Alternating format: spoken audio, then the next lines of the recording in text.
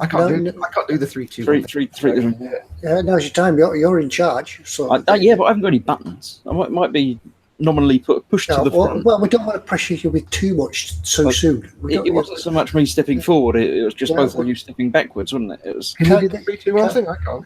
Can't you all you just have to do it really quick, don't I? 3, 2, 1. 3, 2, 1. Good evening, everybody. It's like, no idea what you're talking about. Good evening, everybody, and welcome to Monday night with the eModels. I'm here, Chris, Gross Models, and they pushed me to the front, so I'm running it tonight, although they haven't let me have the button. So, Don't just Fox's fault with the button, but the talking bit's all me. So, there we go. Right, we have, as ever, the man himself, Tedward, is here with us. Hello. Ted. Hi, everyone. I'll stick it out as long as I can until I start forgetting my words and things like that, but that's a normal occurrence anyway. So, hi, everyone. So that was Ted. Thanks for coming in, Ted, right? We'll see you next week. And also we have the man himself, model making guru, Fox. Hello, everybody. I'm here. I'll be here through the whole program. I'm also you have to be here for the whole program. I'm quite tired today because I made the mistake last night before I went to bed of reading a website about conspiracy theories and mysteries, and it was all about ghosts and spooky things, and then I couldn't get to sleep for some strange coincidental reason. So, not slept much. Yeah, Wayne Hayward says it's a promotion for Chris. Yep, they've doubled my wages from nothing to nothing. Nothing squared. Nothing infinitely multiplied by itself, yeah. And McLeish says, Fox, Sieg Xeon. Sieg Xeon. I don't know what that means. You're the one making the Zaku. You should know what that means. Yeah, I just put all the bits together in the right order and what the instructions tell me. I don't know anything about what it means. So, yes, as ever, if you're not watching on YouTube, come and join us. Click on the little YouTube button down there somewhere. It's all, Fox does this bit. It's that side. You never know which side. See, click on that bit. No, it's this side, isn't it? I think so. Yes, that side. If it's not that side, have a look over that side. But wherever it is, click on the YouTube somewhere on the edge of your screen. YouTube icon. Click in one of those directions. Click on that and then come and join us. Join the live chat. We've got the live chat open, so we're saying hello to people as and when they come in. Hello, everybody. As ever, it seems to start earlier and earlier each week. Yes. I think people might stay here all week. I know. Well, when it comes live, so we've got Thermonuclear Bobbington was the first one, and who said, "Oops." So what's wrong? Whatever he did wrong, we didn't have in chat. So welcome, Thermonuclear Bobbington. We've got Redlen08. Evening, guys. He says. Who else have we got? Ickle Peters in. John's in at GB's Model Zone. Hi, guys. Trot and Chard. We have Daniel Stansfield, Smoo's Workshop. I hate Smoo. I'm going to do this every time, you know it. We have Earl D. Welcome. Christopher Combs. We have one of our mods, Colin. Is it Chris then? Why not you, Chris? Colin at Festa67's Workshop. He's one of your mods for tonight. Chris is also a mod in the chat, as am I and Ted, but we're too busy being pretty on telly to do any modding, so there you go. Not that you guys need it. We've got Lord Barclay III is in. Welcome, Paul Di Tommaso. Who else do we have in? Andy McLeish has come in. Scale Model Vamp and Scale Model Muse are both in. Who else have we got coming? Sprue Glue Addict. He never wins anything, Sprue Glue Addict. Don't know why he bothers coming in. I know. You're going to win. Luke Loser is in. Scale Model Muse, I've already mentioned. Wayne Hayward, hi all. Skipper Ted. That's me. That's me. Yeah, that's you guys. You woke up then. I've been here mentioned and woke up. Yeah. Andy McLeish says, "Shut up your ponce," and then somebody says, "Google what's a ponce." Rusting Customs Models is in, and we also have there was somebody else that came in. Phil East, Kenneth's in. Hey Kenneth, morning, dude, from in Australia land. Kenneth, morning. The new shirts look good. Australia, yeah. Lovely, great spot. Where are in Australia? I'll have to keep it out. Whereabouts are you in Australia land, Kenneth? Speaking to big players. It's around the edge. It's going to be around the edge, isn't it? Not like your address or anything. Ted's not got his new T-shirt. They're not official T-shirts. Before everybody starts saying where can they buy one, they're not official T-shirts. Thanks, Chris. Yeah. Yeah, I've got it. It's over there. I'll get it sent out to you sometime. I'd say to you. This is the eModel streams. Every expense is spared. We got these ourselves. You might get this one, Ted. I might send you this. Can you make sure you wash it first? And we've also got Osric 9000 in as well. So I think I've got just about everybody. If I've missed anybody, I did notice TK was in. Richard Gibbs, TK in? TK, yeah, TK's in. Ooh, welcome to He's saying, Fox, you shaved. I shaved the side bits. I have no intention of keeping those. It's just I've still got the Mr. Claypole bit going on. And also, Aviad Madar is in as well. He says hello. And there was Richard Gibbs as well that I missed. I think I've got everybody. If I've missed you, my apologies. Yep. Stickers. Yeah, I'm supposed to do that today. So say again, Ted. You kind of froze. You went and then froze, and we're all like, is that the stream that's frozen or Ted that's frozen? Am I frozen? Am I all right? Only briefly. If you want to stick last week, it's my turn. We've been devolving responsibilities, and it's my turn to send last week's stickers out, and I haven't done it yet because I haven't had a chance to go to the post office. So I have got everybody's details from last week, and I'll get them out to you as soon as we can. Is it not like the washing up? If you forget to do it, then it all becomes Fox's job next week. Nah, I don't need the washing up. I'm doing the washing up. Oh, especially when I leave it and then nobody else does it, and I come back and I've got like plates of stuff that are really cold. Yeah, the main reason is because the big stickers have got some. Oh dear. He's frozen again. Yes, I got worried for a minute, and I thought it was everything from my end freezing, but no. We don't know if it's Ted that's broken or his internet. My internet seems to be fixed for the second week coming, so I think we're okay there. We lost you again there, Ted. You're stuck for about 20 seconds. Right. I wonder if I'll try and I'll turn my bandwidth down a little bit, see if that improves things. Is everybody downloading movies and stuff? Is Ted Jr. playing his video games again? Yes. Son's home. Son's home this evening, so. He'll be downloading all the patches for all the games he hasn't played in weeks. He'll be downloading all the patches for Destiny 2 and Elite Dangerous and stuff. Well, yeah, yeah. So hopefully, I might have gone a bit fuzzy, but that's nothing unusual for me. So I've dropped my bandwidth a little bit. Hopefully, that might stop the stuttering and spinning. Andy McLeish says, "Wait, SpiderQ8 comes in, and Ted gets connection issues." True. You never really see them in the same room together. Never seen them in the same room. No. Nah. Philip Rhodes does say, "How are you, Ted? Deeply upset to hear about your stroke." Thanks, Philip. Yeah, for everybody out there. This is definitely Ted's connection issues. It's not medical again now. There's like 1 or 2 seconds where I wait and go, it's the connection. It's still the connection, unless he's doing it to play up for the camera. Yeah, we lost you there again, Ted. Yeah, you lost me. Yeah, I even froze at this end as well, and that time. So it must be a broadband issue again. Yeah, I've been back at work for the first day today, just for a few hours. So hopefully, things are on the mend. It's just taking it out, be a little bit surprising. I'll just do a few hours at work. Sort of gives you fatigue. Well, you've been just sat around for the last month or so, haven't you? Not doing anything. Yeah, just sat around watching Jezza on TV and daytime TV. So TV. Oh. Well, then I find that when you have a day off work and you don't do anything, you're really knackered at the end of it. I haven't done anything. Why am I tired? Yeah. Well, when you watch Jezza a few times, you realise how good a life you do really have. Yeah. Yeah. So. I think it's more that when you get a day off work, and then it's more the sadness of all the things you didn't get to do on that one day off. That could be it. You just get depressed and you go to bed because it's bath night instantly.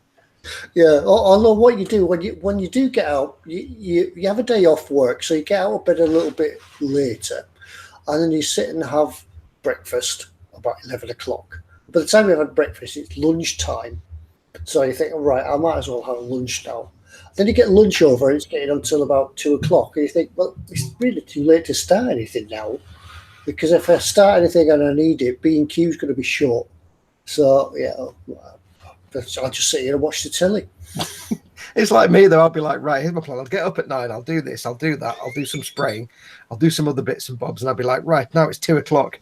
I'll do some spraying, and then Mama Fox might be like, right, I'm going for a snooze, and I'll be like, I won't do any spraying. I'll just watch telly for a bit. I watched this box set of. Yeah. I'll just watch all these episodes of House. Yeah. You start flicking through the Spark TV, and you think, oh, I haven't seen that. I'll watch that. It's at the time already at 3 o'clock. It's nearly tea time. I can't start anything now. It's always nearly tea time. It's never gin time. No. Yeah. Oh, yeah. Go back on the gin as well. The doctor said I'd go back on the gin. Yay. And now we know the problem. Yeah. So once the gin starts kicking in, I'll be back to normal. Gin blood ratio needs to get back in equilibrium. Yes. Yeah. Colin at 50 Festa 67 Workshop was just asking if you're okay, Ted, because you look a bit tired. I've just been explaining that you've been at work today. Yeah, just been at work today, and I came in about 3 o'clock, had something to eat, sat down, and went to sleep. And I would have just woke up. So yeah, I might not hang around. Yeah, I might not hang around as long as I did last week. I think I need an early night actually. So whether I go back and drop back and just go back into chat and leave you with these two wondrous guys to look after you. I'll see how it goes. Aviad Madar says, is that a Primaris Marine sprue behind Chris? I don't know. Well, we don't know what's behind you. But it's one of them more Hamry type things. It's behind you. Two of them, in fact. No. I don't know what that's the. Death Guard. It's the thing that came virtually free with some paint. Yeah. As has been mentioned, I haven't built it yet. I keep meaning to, but then I get distracted by other things. Yeah. So, is it a Primaris? Is that what they are? They're Primaris Marines. I keep calling them Primani Marines, but there you go. Is that the thing then? Is it? I know they're just Fest Marines, but yeah, Primaris Marines or Primaris Marines are like the new version of Space Marines. Okay. 41K. Even I got some. Oh, everybody's got some. I've got some, but they're in a box up there because I built. I don't know what to do with them. I've lost the instructions, so. Stick them together and make them, Ted. I think there's only like 2 bits for each one. I don't think it's terribly difficult. How'd you lose the instructions? It's an enormous magazine. Oh no, I've put it down. I can't remember. I've got a 4-foot submarine somewhere around the house and I can't find it. I can see a bit of it. Yeah, there's a bit in there. And the rest. That's it. That's just the only bit you need to build. Yeah. Put the rest underwater. There you go. Done. There you go. Done. Yeah, that's it. Yeah. Anybody want to buy the rest of a 4-foot submarine? I'm just going to do that bit. Well, that's the only bit that will fit in the cabinet. eModels, isn't it? Yeah, that's it. Yeah, just get some resin, a little sort of deep picture frame done. That's it. I can just imagine turning up at eModels with this huge 4-foot submarine, and people will go. A box this big, will that be any use? Yeah. Well, you could put it on a little block of resin and have a little, like a 1/700th sub in that, and it's all to do with the angle you look at it through the water, isn't it? It makes it look small underneath. I'm just wondering whether I could get one of these little guys that sat at a desk. I put a little model in front of him. We could do that one. Could have him building a model of a submarine in a submarine. Right. So, I haven't been building them. What I have been building this week is over my other shoulder. It's like the sort of the evil and the good angels, isn't it? Evil and the good angels. I have. Just lock it on you while you're what are you doing? Indeed. I've got a zoomy button as well. I found that before I came on tonight. So. Yeah, I need to find my zoomy button. There we go. Look. Try and move out to the side of it so it's not just. It's a Zaku. I know exactly when I see it. It's a green transformery thing. Yeah. It's not a transformery thing. Last week I built it but hadn't weathered it. This week I've weathered it as well, somewhat. Started on the weathering, shall we say. Lots of chipping and paint scratching and stuff all over him. So, more of that to follow, but that's pretty much taken up a week because you can only do a bit and then you've got to wait for it to dry and then you've got to do another bit and wait for it to dry and another bit's falling off. That's his shoulder. Biddy Q8 says, nice, Chris. I know he was saying about Transformers a minute ago, but I didn't think I'd mention it because, I'll find that pauldron somewhere in a minute. At least you got a word right this time. Pauldron, yes. Shoulder armory thing with spikes. Jamie Bone says Transformer time banned. I know. Avid Madar says between Gundam and Warhammer, Chris has turned to the dark side. I can't find his shoulder. It's around here somewhere. Have you dropped it? It fell off. Have you got a Bandai damaged in the walls? Wormhole. I'll find it eventually. Have you developed a Bandai wormhole then for all your Bandai probably. I'll get on my knees and look for it later when you're talking. Have you been building anything this week, Ted? Then I know you've been obviously not doing much.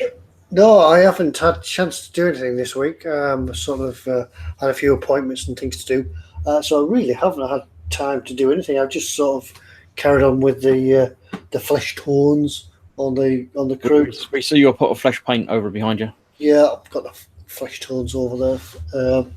That's about all. I think I've got all the flesh done now. Just got to start on the uniforms. Then I keep saying, hopefully I'll get back into it. yeah, it's just it's getting round and getting the motivation to do it when I'm not wanting to go to sleep. But How yeah, long are you finding you can sit at the workbench for before you get snoozing? yeah, I think I can manage about an hour, hour and a half, but usually I'd sort of take a break within that hour. Within the hour, take a break, come back to it, do a little bit more. What I try and do is get some paint out of the pot, put it on the wet palette, and then use all that. And by the time that's all gone, I'm thinking I can't be missing anymore, so that's it. And that'll what I'll do. Just about an hour, hour and a half max. I found it. You can don't bother reminding me to find it later. Chris, you don't need to find it now. You found it. Got it now. Yep, sorted. Yay! Now all the rest of the kit can fall off into the gap. Yeah, I've laid him down now. He's not even standing up anymore. And Mr. Fox, Mr. Guru himself, what you been doing? I've had a bit of a productive week. I have done some things. I have not fully finished, but I've got most of the painting done on the inner frame for my Strike Rouge Uotori, which is a master grade Gunpla, but it's in a fixed pose. It's not posable. I've actually glued the frame into a particular pose, so you can still take the arms and legs off, but they're fixed in whatever pose they're in. And it's been painted up with UMP gloss back primer, and then a nice little bit of the steel, what is it? The Vallejo metal color steel, which is 77712. Now, you always remember, I always go on about the Duraluminium, the durable Moomin, because I love it. I got a load of the other colours, so I've got like steel, jet exhaust, and some of the other metallic colours. And I did that with steel, and then gave it lashings and lashings of C1 metallizer over the steel. And I'll see if I can zoom in for you. It's got the nice metallic sheen to it, which is really nice. There's no gloss coat on there at the minute. This bit at the back isn't painted yet. It's just a nice sort of metallic twang to that, which is what I'm looking for. I quite like the ballet pose you've got him in. I quite like the ballet pose you got him in. Well, it looks really weird without the armor on, but because there'll be a big sword in this arm, and this arm's going to have a shield there, so he's kind of doing a heart like that with the legs going out, classic.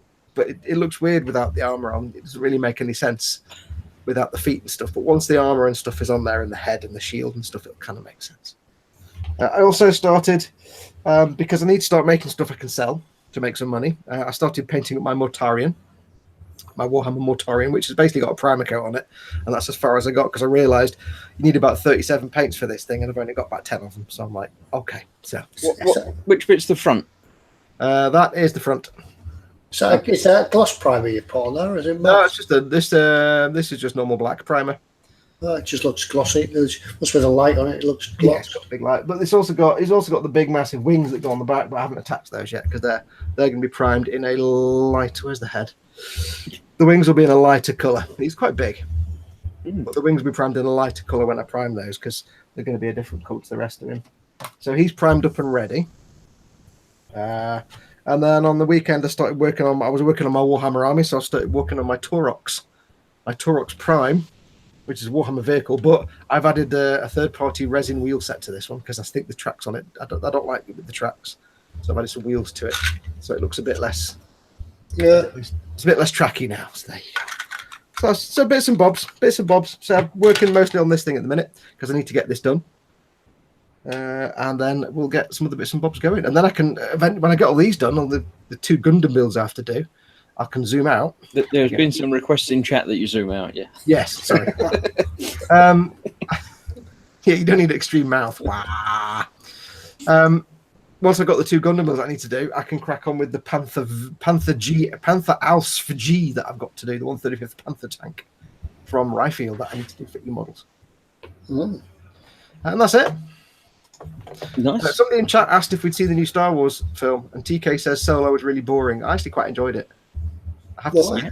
I didn't know there was a new Star Wars film. See, it was out at earlier in the year. Is that the one they filmed in the Lake District?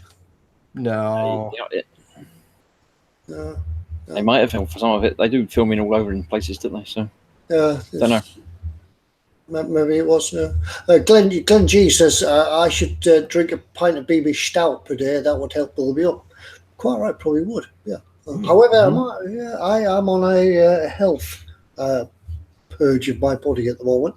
I'm cutting out all the goodies during the week and just having them as a treat at weekends. So pints of stout, and that will have to wait till the weekend. I just drink everything at the weekend. Something to look forward to.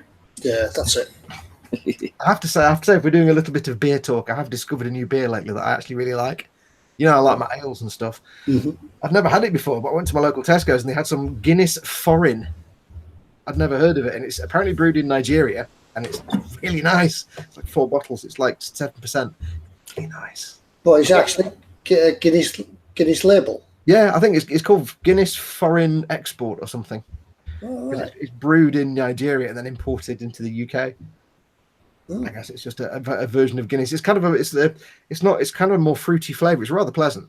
It tastes a bit like Dunham Milk Stout, but I know there's a wealth of sort of microbreweries and things setting up, and you go in different pubs. You never drink the same beer twice now. I did try Guinness years and years ago, but didn't really like it, and I haven't tried it again since. I may have. Guinness it's all right. It's one of those, but you can have it at a barbecue and stuff. It's pleasant to drink, but I wouldn't make a habit of drinking it because it's not very interesting. No, there's other ales and dark ales that are much more interesting to drink. Yeah. I've never been one for the heavy alcohol, shall we say, like the ales and stuff. Yeah. I've always liked a pint of Guinness, ice cold, watching a round of cricket, watching a cricket match. Just sort of what Ted meant to say was the Olympic women's netball. That's what you really meant to say, wasn't it, Ted? Yeah. Watching the beach ball. Yeah, the beach ball. James Chapman says, question, what happened to last week's giveaway prize? Is it the clear kit of all clear kits? We didn't have one last week. No. Will we have one this week? You've got to keep watching. Andy Butcher says, question for Fox, are you filming the strike build? Yes, I am. It's falling apart. I've just not got enough for the first episode yet. Well, I've got a couple of episodes up, but I'm filming it, yes. And yes, I got it from eModels. Strike Rouge. Master grade. Go and get one. It's really good. It's got a massive backpack. It's got the Uotori backpack that's like wings and missiles and everything. TK'd like it because it's all wings and missile pods. Has it got lots of decals? Yeah. It's a version car, so it's got water slides. Oh. I think. No. Oh, well, I've got water slides anyway, so. Most of it, the Zaku does come with stickers. Yeah. And I've used them. Oh, have you? And I quite like them. They're all right. They're not as good as water slides generally, but there's some of them that got little shiny metallic bits on them, which I don't think you can do on water slides. The metal ones and things like for the eyes, they are really good because you don't have a clear film around those. They're actually brilliant. The foil stickers like those, they are really good because they don't have that clear film. So I always use them for eyes and things. Yeah, the metal bits at the back of the knees, which I'm not zooming in again. Yeah, they're foil stickers. But foil stickers are really good. I have used all of the stickers for all of it, so there are bits that it's not as bad. I don't know if they've changed the way they do it, but there is still an outlying sort of square. I mean, the one on the top of the gun, which you won't see on this camera, but there is still a clear sort of backing piece, but it's not that apparent. If you push it down quite hard, it does really blend in and the colour does come through and it doesn't really look that apparent. So they're not as bad as they used to be, I think. Yeah, some of the older ones, I mean, they had such like opaque film that it looked terrible, and that's why they always came out looking terrible, because you'd have this frosty film. It was horrible. Yeah, the trouble with that, I've had to be careful with the chipping around them, because if you paint and it touches the edge of the sticker, it's just going to flood the edge and highlight the edge even more. So you've got to be a bit more careful around them, but it seems to be all right. Once you get a matte coat on there, it might look pretty good. Yeah. Good. And it's perfect for, people who are starting out and younger builders anyway, because it's not the end of the world. Yeah, it's a lot quicker putting them on than it is doing water slides. Yeah. And for a lot of them, you can actually get one. A lot of people actually don't bother using them at all. They just don't worry, because a lot of them, the difficult ones are the marking stickers, like the caution markings and things, not just like the foil stuff. And they're optional anyway, so. Oh, yeah. Sprudley Raddick asks, do eModels sell model puffins? I don't think they sell particularly puffins, but they might sell one in the kit or something you paint by it to be a puffin. I don't think they do. I'll have a look. Yeah. I have the eModels site open on my phone. I've just done a search for puffin. Puffin. And it comes up with one search result. What do they have? It's actually the Stay Puft Marshmallow Man. Oh, no. So I think probably not. No. That's an interesting algorithm then on their search engine. It's close. Yeah. Yeah, the eModels search engine is fun sometimes. Put in some things and see what you get. Well, yeah, I put a search in for something and it gave me all kinds of weird things. I'm like, okay, that's not what I was looking for, but they're kind of handy because they're awesome. It's at least it's a family friendly search engine, unlike Google. Yeah, don't ask Google thing. It's a bad idea. Yeah. Everybody's talking about Star Wars in the chat now. Yeah, I noticed that as I started talking about Solo. Yeah, I enjoyed it. I thought Solo was quite good. I did accidentally buy the digital video of it today. Oh, did you now? Bad. Yeah. I thought it was all right. I quite enjoyed it. I didn't like. I wasn't keen on her from Game of Thrones playing the woman, whatever her name is. I can't remember. She didn't really work for me. The actress didn't work in the character. But everybody else worked. I thought it was quite good. Yeah, I didn't have a problem with it. Yeah. I don't think it did as badly as everyone makes out it did. It didn't do great big box office, but it I think it didn't hit its target for earnings. Yeah, but I think the target's always a bit too high. It just didn't make as many as it was supposed to. We have a question from Aviad Madar. He says, question, anyone got any experience with the ultimate weathering washes? Never tried clay washes before? I have, but I'll let you guys answer. I haven't, so that doesn't take very long. Excellent. I have heard of them, and I think it's an interesting thing. I wouldn't mind trying them at some point, but I haven't had occasion to as yet. Yeah, I experienced just a couple of them. I think one of them was a winter wash and one was a mud. Yeah, they're all right. They're quite user friendly. They're easy to use, and if you put too much on or you've done it wrong, you can take them off again with water. Things like that. They're quite easy to use. Personally, I found them a little bit hard to get along with, but I've mainly been used to enamels and things like that. But yeah, I've had a problem with them. There's plenty of guys out here who'll tell you how to use them and things a lot better than I can. Yeah. I mean, I've used them as well. Scale model muses had to go to work, so bye.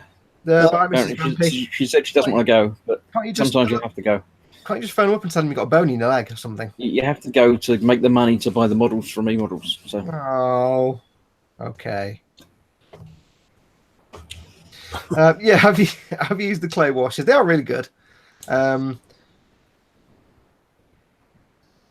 a lot of ways, I've kind of, for me, they've been superseded by things like enamels because I use enamels a lot now. But it's not always a good idea to use enamels. So if you're doing something, for example, like a guntler, which you can't do lots of careless washes with solvents and things and thinners, or you want something that's dead easy to remove and isn't going to damage any coats that are on the model, then yeah, they're absolutely brilliant because it's just literally water and pigment and clay and stuff like that. It's easily removed.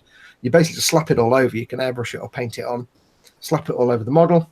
So no, you got to slap it on. Yeah. Slap it on. Once again, Ted, with feeling, go on. Yes, slap it on. There we go. You put it all over the model, let it dry, and then you go in with a damp cloth, or just damp them with water, or a damp cotton bud, Q-tip, or a bit of cotton ball or something like that. Just damp with water, and you can rub it all off. And they're dead easy. They're just totally harmless to any plastics. That's the advantage to them. Enamels and so on, they take a little bit longer to dry. The clay ones, they're just water and clay, so they do dry quite quickly. But I found them to be absolutely fine. I tend to use enamels a bit more though, just for speed, because enamels tend to come off a bit more. The clay washes do grip quite well, even if you've got a gloss coat on. So you'd have to scrub quite a bit or do a bit of work to get them off if you want. Just go in the panel lines. But no, they're fine. You have to shake them a lot. Don't try drinking them. The secret is as well, keep shaking them while you're using them. Not while you've got the lid off. Yeah, like reshake them every minute or two, just because they do separate out. And by the way, they taste awful. Just don't lick your brush. While we're here, don't forget to email your questions to ted@emodels.co.uk because we haven't got any yet, and we need some because otherwise we have got one. We've got one question in. We need more than one.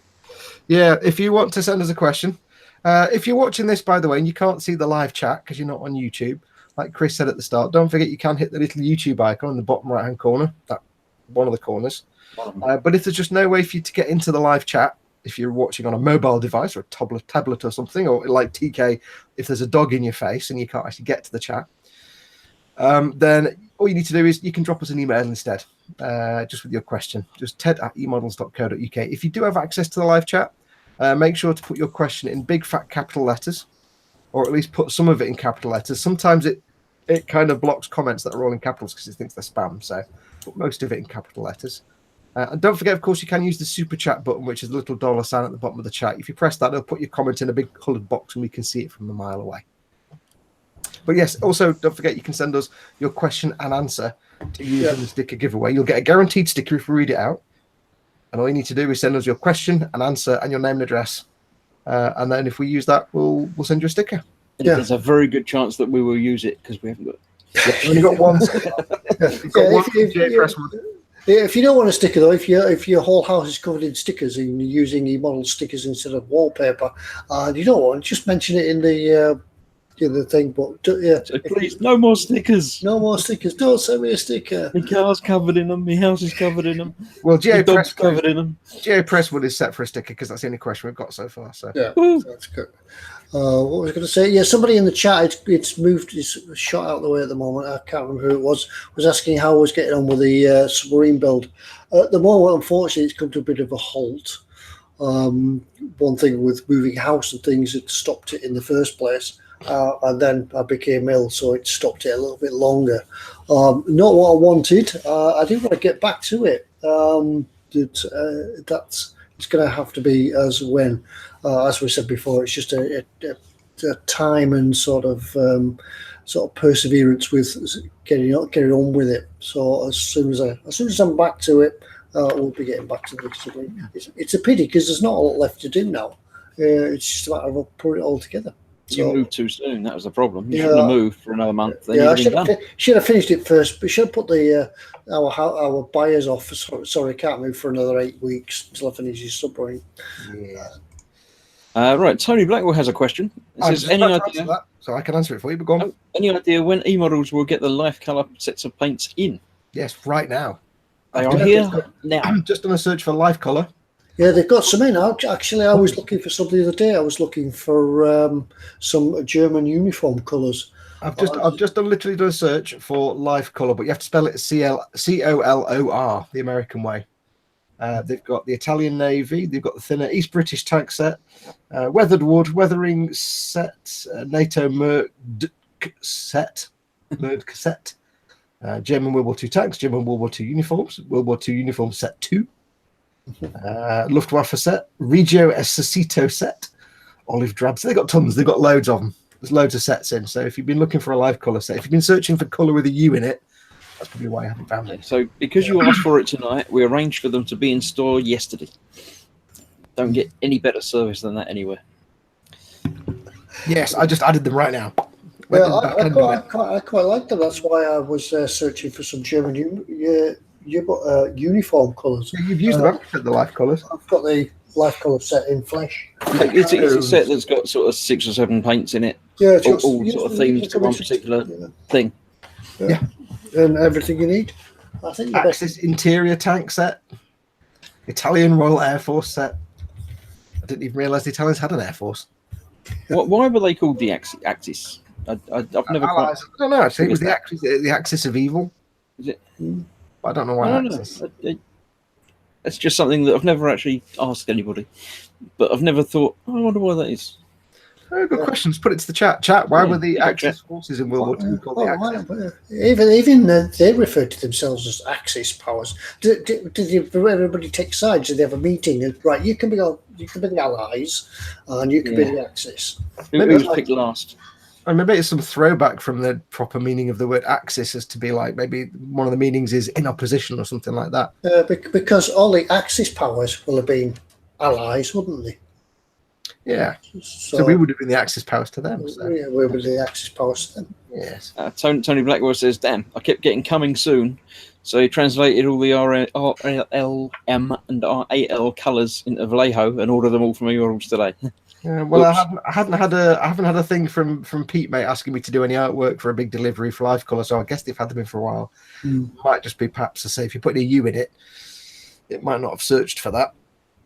Smooth says the life colour are great, but if airbrushing, you need a retarder and flow improver as they are true water-based acrylics, so they will dry out quite quickly. So yeah, I find using the flesh paints for doing. You like his flesh paint, does our Ted? Yeah, I love my flesh tones. Use a wet palette. It's in here. It's all boxed up. A wet palette. Work off that. It gives you a little bit more work time with them. Yeah, not with an airbrush, obviously, but. Jamie Bone has another question. Does anyone know of any paint sets for American digital camouflage for Afghanistan? No, I don't think Life Colour do that one. Or whether you might have to buy the colours individually. I don't know if there's a modern one. I'm doing a search now for digital camouflage. No, that's not. And James Chapman has emailed a sticker question. Yeah, you might need for that one. It might be more a case of finding the individual colours. I think I'm not seeing anything there. There's probably only like 3 colours in the digital camo. There. Well, have a good look around because I just did a quick search for digital on the eModels website. So, yes, we now have a whole swath of questions for stickers, which is great. Yeah, the one that's just come through from Glenn was just more of a. Wasn't really a question for the. It was a question yes. For discussion. Has anybody been watching that program on Channel 4 on Sunday evening called Battle of Britain Model Squadron? I have not. I've watched a little bit of it. Yeah, it's actually quite good. It's entertaining. It's more for entertainment, but I think it shows models in a fairly good light.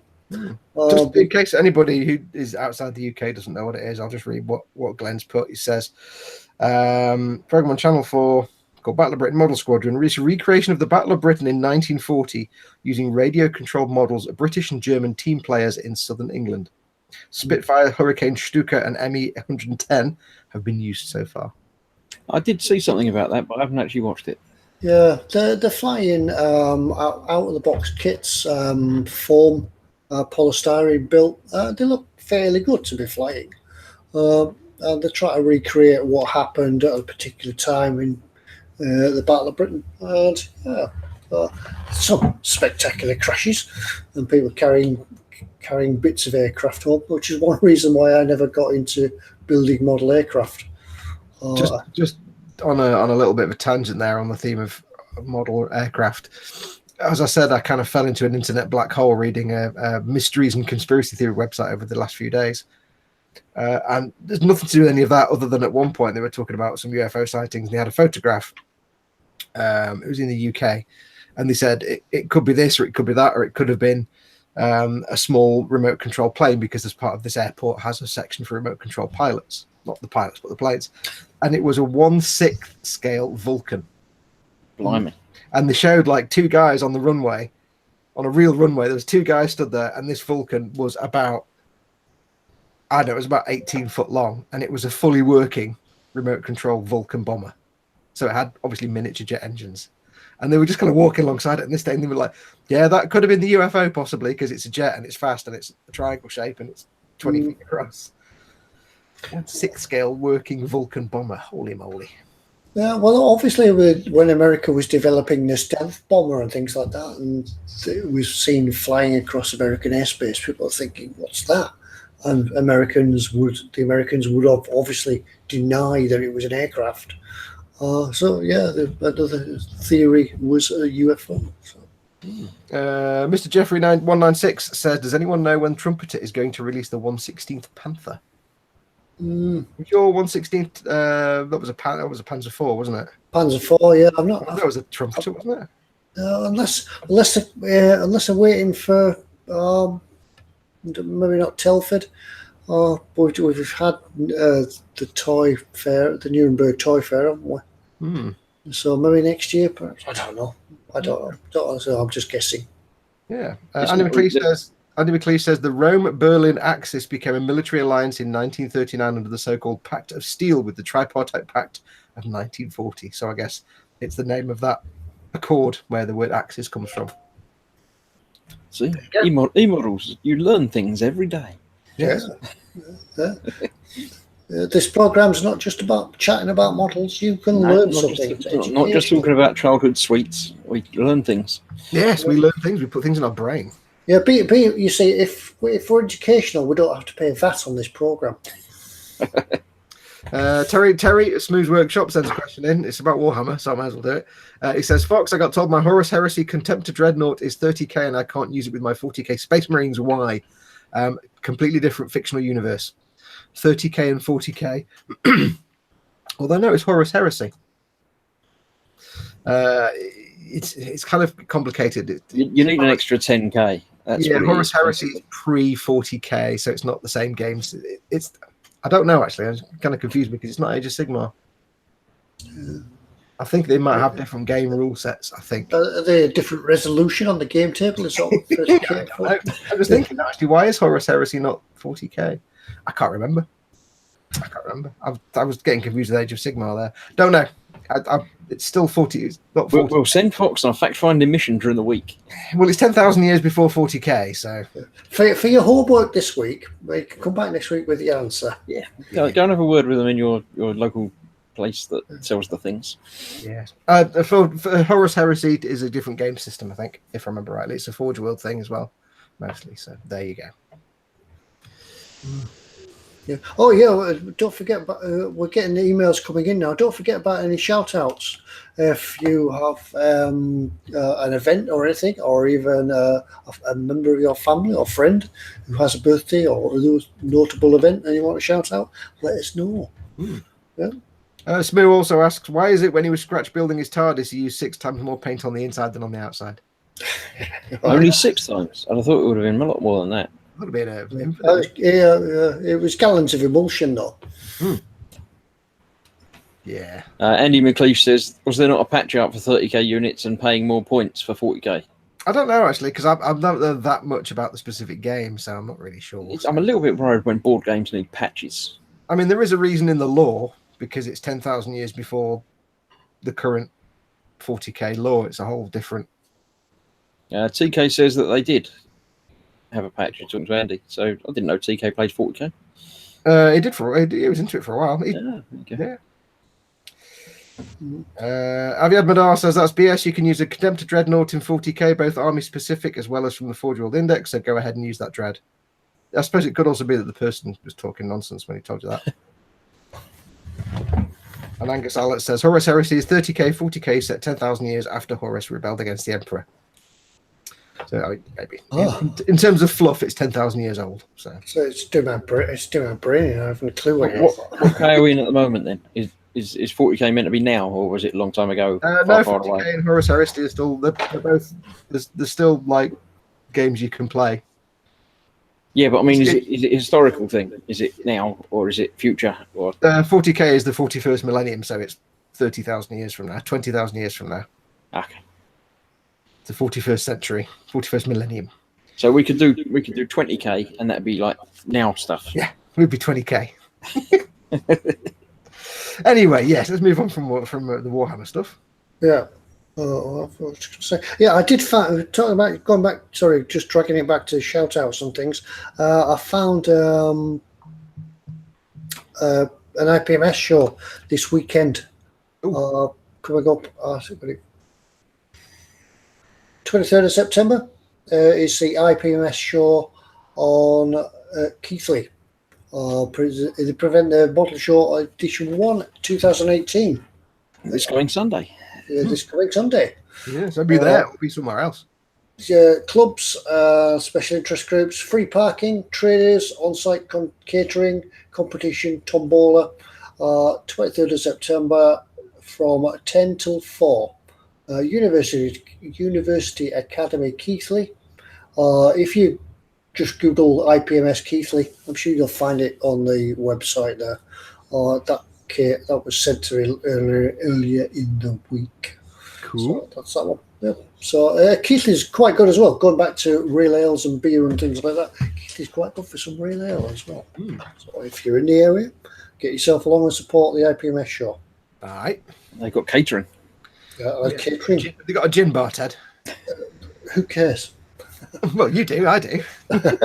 Yeah. As long as it's alcoholic. Yeah. James Chapman says there's also an IPMS show in St Ives in Cambridgeshire on the 30th. Yeah, good. Yeah. If you've got any more details on that, once again, if you most of the IPMS shows, if you Google IPMS, it will come up with the list of shows. Paul de Tomasio says he's got to wait until March 2019 for the next model show near him. You can always travel in a different land. You always travel to, with Telford's the next one, sort of the big one in here, isn't it? It's November-ish. I mean, Telford's a great model show, but if I travel from abroad, I could only think I'd be slightly disappointed. Traveling, yeah, maybe. Yeah, but we might be there, so they'd be even more disappointed. Yeah, it's worth going just for us. Yeah, there you go. We can meet them in the car park, and then they can go. Yeah, we'll just meet everybody in the car park, then we don't have to pay entry fee. That's true. I don't have to pay entry fee anyway because I'm rubbish and I always forget. If anybody wants to meet us, we'll be in Pizza Hut. Yeah. I'll be in the Mexican place getting like chimichangas. Actually, it was actually it wasn't IPMS. It was Wax Stock the week before IPMS. I think a few years ago in Telford Exhibition Centre, where I had my first chimichanga. Oh, very nice. It was like that big. I'm like, whoa, yeah, that was nice. Oh, must give that a go. So we have had quite a few questions come through now for the giveaways later on. So jolly good. Yeah. But don't forget, you can ask us just normal questions, and it doesn't have to be about model making. You could ask us any questions about anything, as long as it's stuff we can talk about. So do feel free if you want to stick a question in the chat about anything. We'll run with it. Absolutely. Raccoons. We've got the what's in store to do shortly, which is Fox's turn. So I'm sorry. Yep, I've got the theme from the raccoons in my head now. Yeah, no.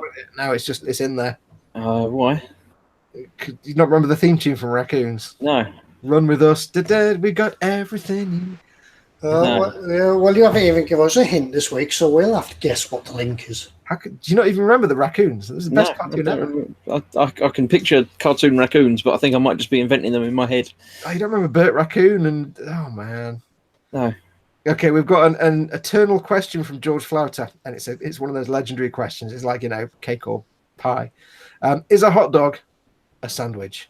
It's been debated on tested.com. It's been debated on giantbomb.com. Now it's being debated on the eModels live stream. Is a hot dog a sandwich? Well, I mean, there is such a thing as a sausage sandwich, which it does involve cutting the sausages in half lengthways. Oh, no, you don't do that with hot dog. No, if you're making a sausage sandwich, you don't cut the sausages in half because you can get more on the sandwich then. Yeah, because you can have like 2 sausages cut in half, or you can have just 4 sausages. No, you got to cut them in half. Otherwise, it's just you could have 2 sandwiches. You never had a truck stop breakfast up north, have you? Not like a burger van. And I've been to burger vans up north, have you? You've had only a southern sausage sandwich with its Ponzi cut sausages, I bet. Oh. No. No cucumbers or anything involved. Just sausage. But sausages are the only sandwich filling that need brown sauce, not tomato sauce. That was going to be my next question: is what colour sauce do you put with a sausage sandwich? It's got to be brown sauce. It's the same as a bacon roll. Yeah, it either works. See, I don't even like brown sauce, but I have to have brown sauce on a sausage butty. But to get back to the question, is a hot dog a sandwich? No, I don't think it is, because I don't know actually. Is it a sandwich? No, because it's in a roll. It's not in a. But if you go to Subway and get a foot-long sub, that's still a sandwich. No, it's not. It's a sub. It's different. So is a hot dog a sub? Is that what we're saying? Technically, yes. But what would a sub be before Subway came up? Before Subway existed, it was a sandwich, wasn't it? No, it wasn't. It was still a thing. It was a thing. It was a French stick. Yeah. Well, it's an open sandwich isn't a sandwich, is it? No. I think for a sandwich you have to have a slice of bread, some filling, and a slice of bread. I don't think you can have a thing cut in half. That's why if you get like a ham salad barm, it's not a ham salad sandwich because it's on a barm cake. Even if it's separated into 2 pieces, it's a barm cake. It's a clamshell affair. It's not a slice of bread and a slice of bread, or a piece of bread and a piece of bread. I don't think it's a sandwich. I think if anything, it's a sub. Or it could just be its own species and just be a hot dog. I mean, technically, a hot dog you don't cut all the way through. So that might be something to do with the division of it being a sandwich. Does that just mean it's a long barm cake? Possibly, because it's just folded open and then closed. Because it's still a clamshell device, isn't it? Yeah. Yeah, it can go hideously wrong if it's cut all the way through, because then your sausage falls out the bottom, and nobody wants that. Glenn G says he's looked on Google, and the British Sandwich Association has reaffirmed its stance that a hot dog is not a sandwich. I agree with the British Sandwich Association. Because don't forget, of course, you're putting onions all over it. You don't do that on a sandwich. All I have to say. The other thing with a hot dog is you've got to have cheap sausage. You can't have any of these fancy poncy bratwurst or a thing like that. If you go to Blackpool, you've got to buy the cheapest hot dog you can find. All the onions on the top of the sausage. So as soon as you bite it, they all fall off. Don't forget, you've got to put the mustard and the tomato sauce on top of the onions because you forgot, and therefore it all just falls off. Yeah, it all falls off, and then it's all on the floor. You've got a sandwich in a bun. You've got a sausage in a bun, basically. I was going to say, I've recently discovered, though, I went to Tesco's, although other supermarkets are available, and on a whim, I bought a pack of Polish hot dogs of some sort that are like that long.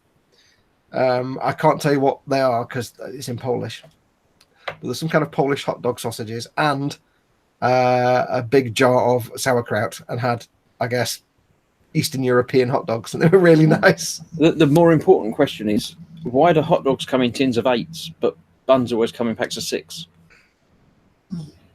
It's big bread. They're trying to get you to buy more. Once again, we're coming back to the reason of four sausages or 2 sausages on a bun in your sandwich. So don't forget, I've been reading conspiracy websites all weekend. It's big bread. Big bread, yeah. Employed by big bread to get you to buy more finger rolls. I don't know. Let's have a look. What's the conversation saying? It's just gone bread bun crazy. Yes. Wait, you can't have a sandwich in a bun or a roll. No, because then if you have sandwich contents in a roll, it's a roll or a bun or a barm or a bap. It's not a sandwich. When does it become a butty? That's a sandwich. A butty is a sandwich. Yeah.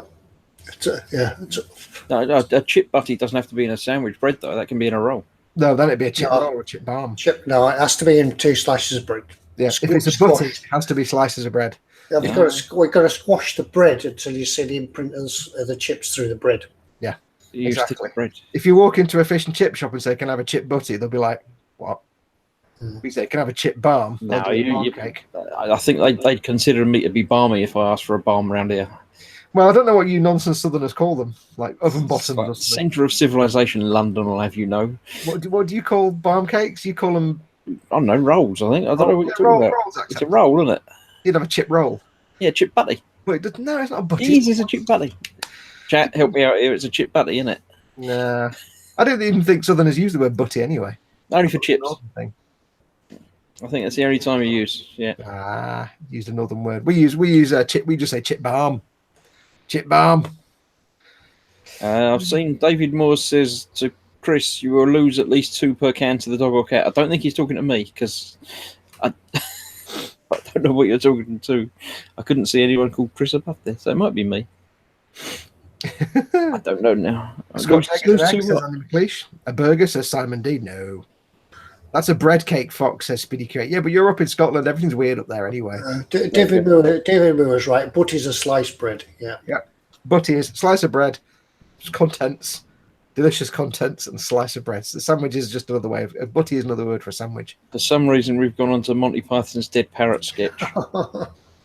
Yeah. Wait, so up in Scotland, do you actually call barm cakes bread cakes? I suppose that makes sense. You call them barm cakes. So because if you go to 2 opposite sides of Newcastle, one's a barm cake and one's a stotty. Is that? Yeah, and some places call them oven bottoms.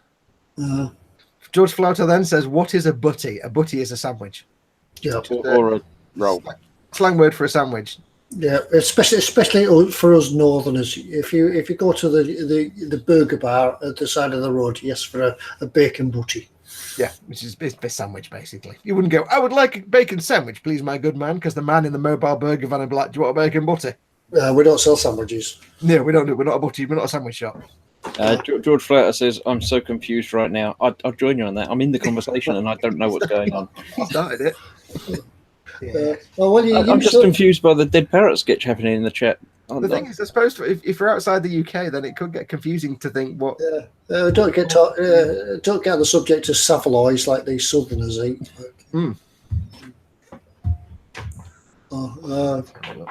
And Barnsley, the tea cakes. No, tea cakes are buns with raisins in them. Yes, tea cakes. I like the turrets. Tunnocks. The ones that are just a marshmallow. That's just a silly name for it. That's not actually a tea cake. A tea cake is like a barm cake, but with currants in it and sweet. It's got like sugar and stuff on it. A tea cake is like a sweet version of a bread roll. It's basically a bread roll is a barm cake or a bap. Michael Brown says, "Thanks, guys. Now I want a sausage sandwich." Yeah. Even vegetarians have sausage sandwiches, bacon butties.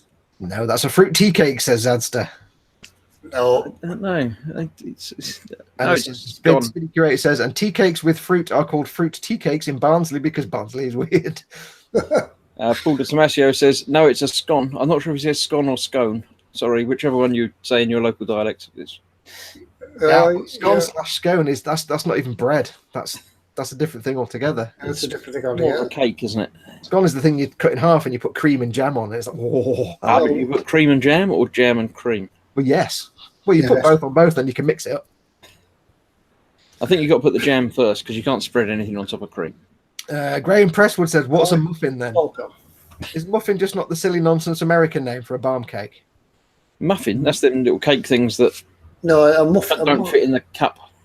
Or is a muffin another northern word for barm cake, I think? Oh, but there's a muffin tops, isn't there? There's a bread that's a muffin as well. Wow, we've gone from model making to bakery. It's all started off with hot dogs. Yes, George Flatter started off with the hot dogs question. But that's the sort of thing we like on this show. I like hot dogs, yeah, we'll give you that. See, Smooth says scone, not scone. Well, we get round it because we just call them scone scones in this house. Then we just cover all the bases. Scone scones. Kevin Lotzer says, you guys are killing me with this food talk. It's almost dinner time here in the US. Nobody said they've had a pizza delivered yet. Timber says crumpet. I might have had a pizza tonight. Crumpet. Potato. Oh, I've just had a sudden craving for potato cakes. Tony Blackwell says, I used to buy vegetarian sausages that for some reason came in packs of 5. Well, to be honest, you wouldn't want any more than that, would you? No, especially with Linda McCartney's. Other brands are available, but nah. Anyway, yes, shall we? I don't know. What are we doing? Avid saying he's just trying to understand where pita bread falls in the mix now. Pita bread is foreign. It's like garlic bread. It's nonsense foreign food. We accept it, but it's not.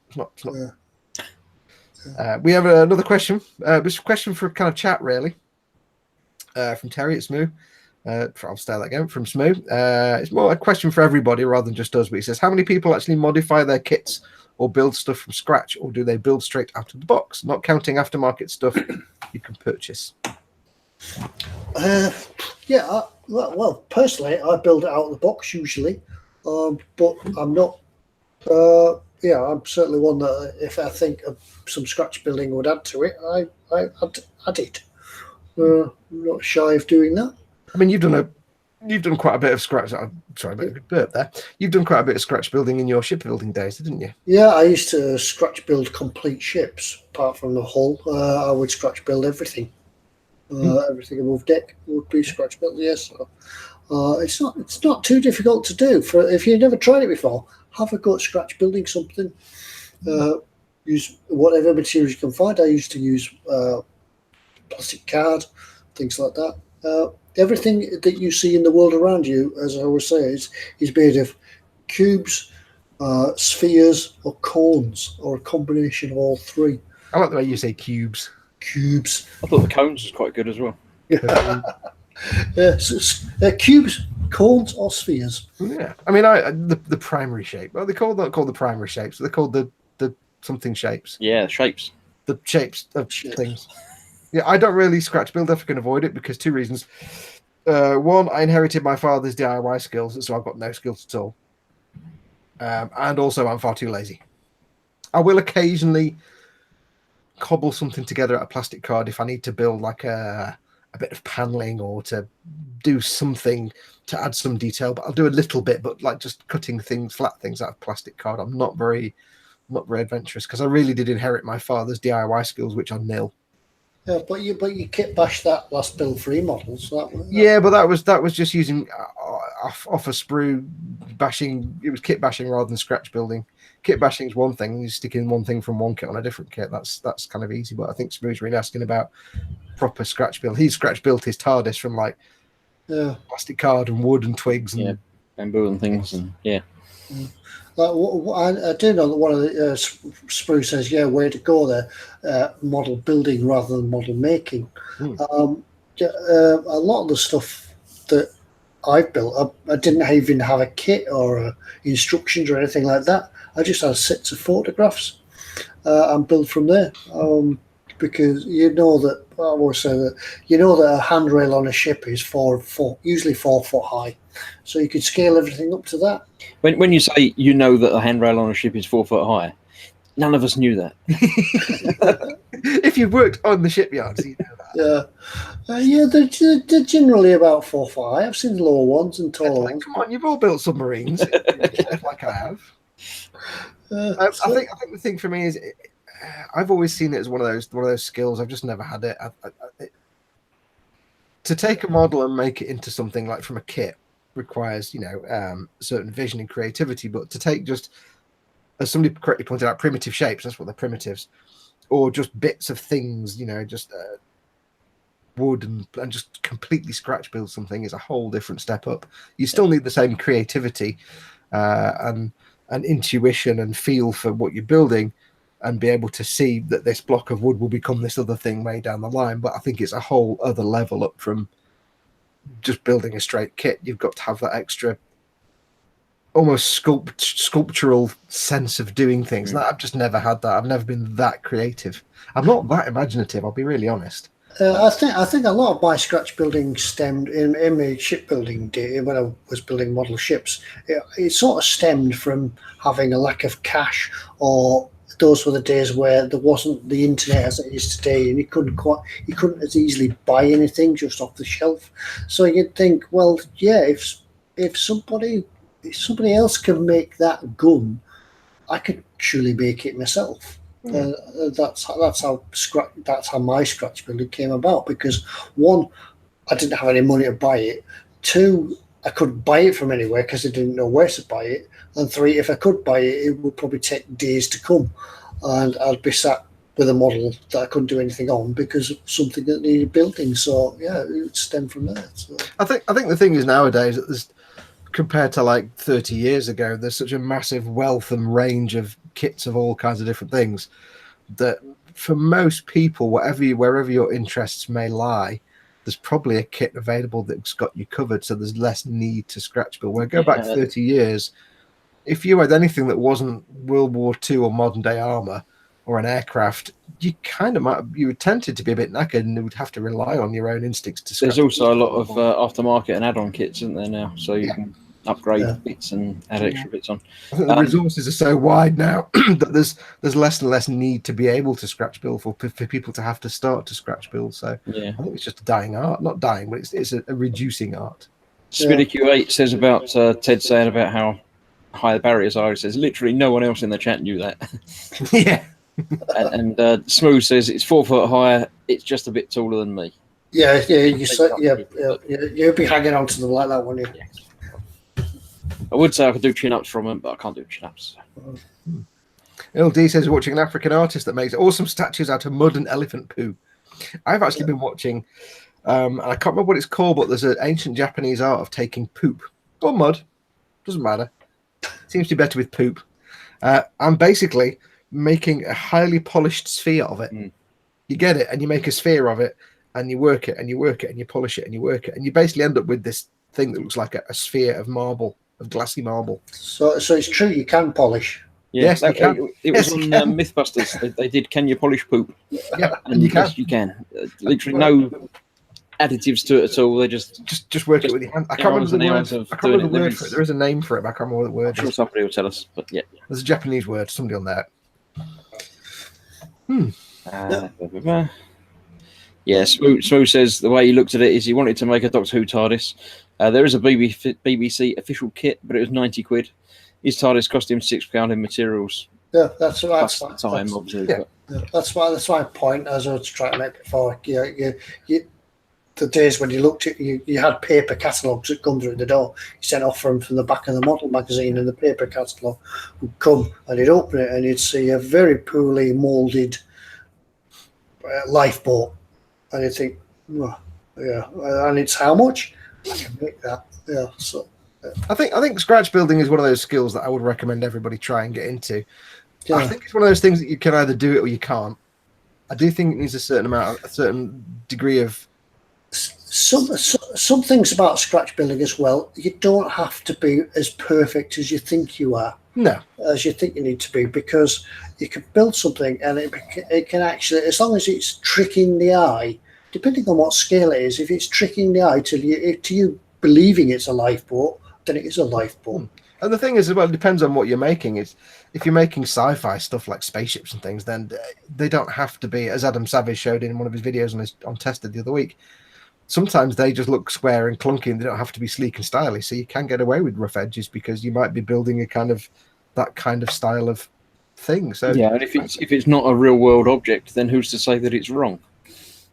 Yeah, exactly. I think it's something that everybody should try at least once to find out if it's. I personally suck at it, and I don't bother because I know it'll just go horribly wrong. But I've tried it before, and I'm not very good at it. So anyway, where are we up to? It is. I was just thinking it might be time to have a look at what's in store. Yes, should we have a look? On that note as well, I think I'll leave you with the what's in store and the stickers and things like that. And I'll go and drop back and sit into chat. No problem. You can join in chat and answer the question. Try and guess what's in store. Yeah, that's where I'm going. I'm going to answer the question. Try and win a sticker.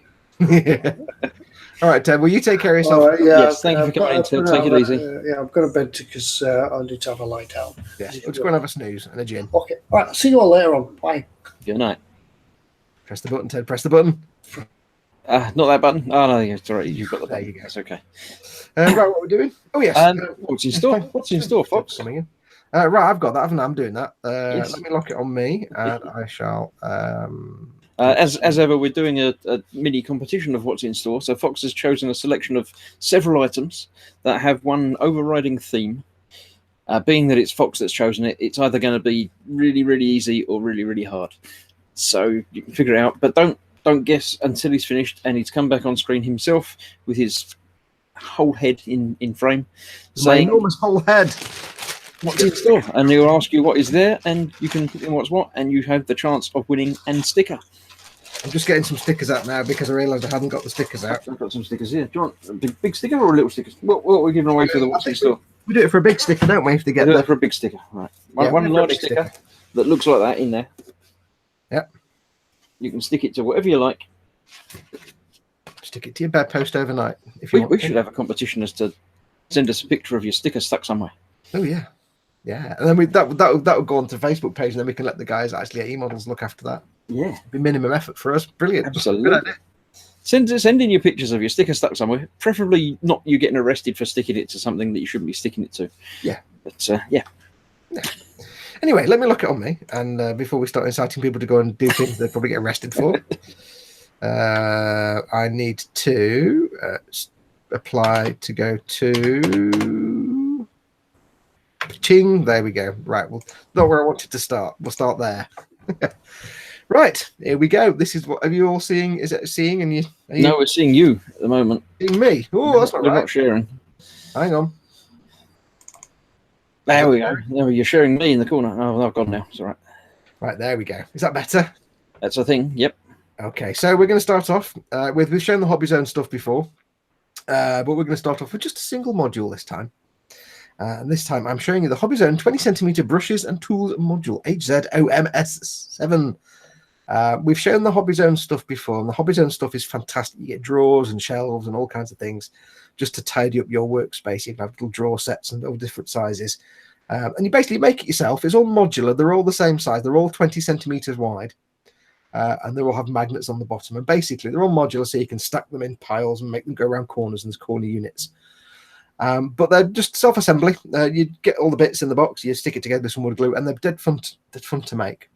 But I just want to show you this one because I've got the brushes and tools module, and it's all my stuff is in it. I used to have like mugs and jars full of brushes all over my desk, and now I just have that full of brushes, and it's so much better. So if you've never had a brush holding thing, get yourself a brush holding thing. It makes life so much easier. Yeah, it's got different sized holes in it for different sized brushes and everything else.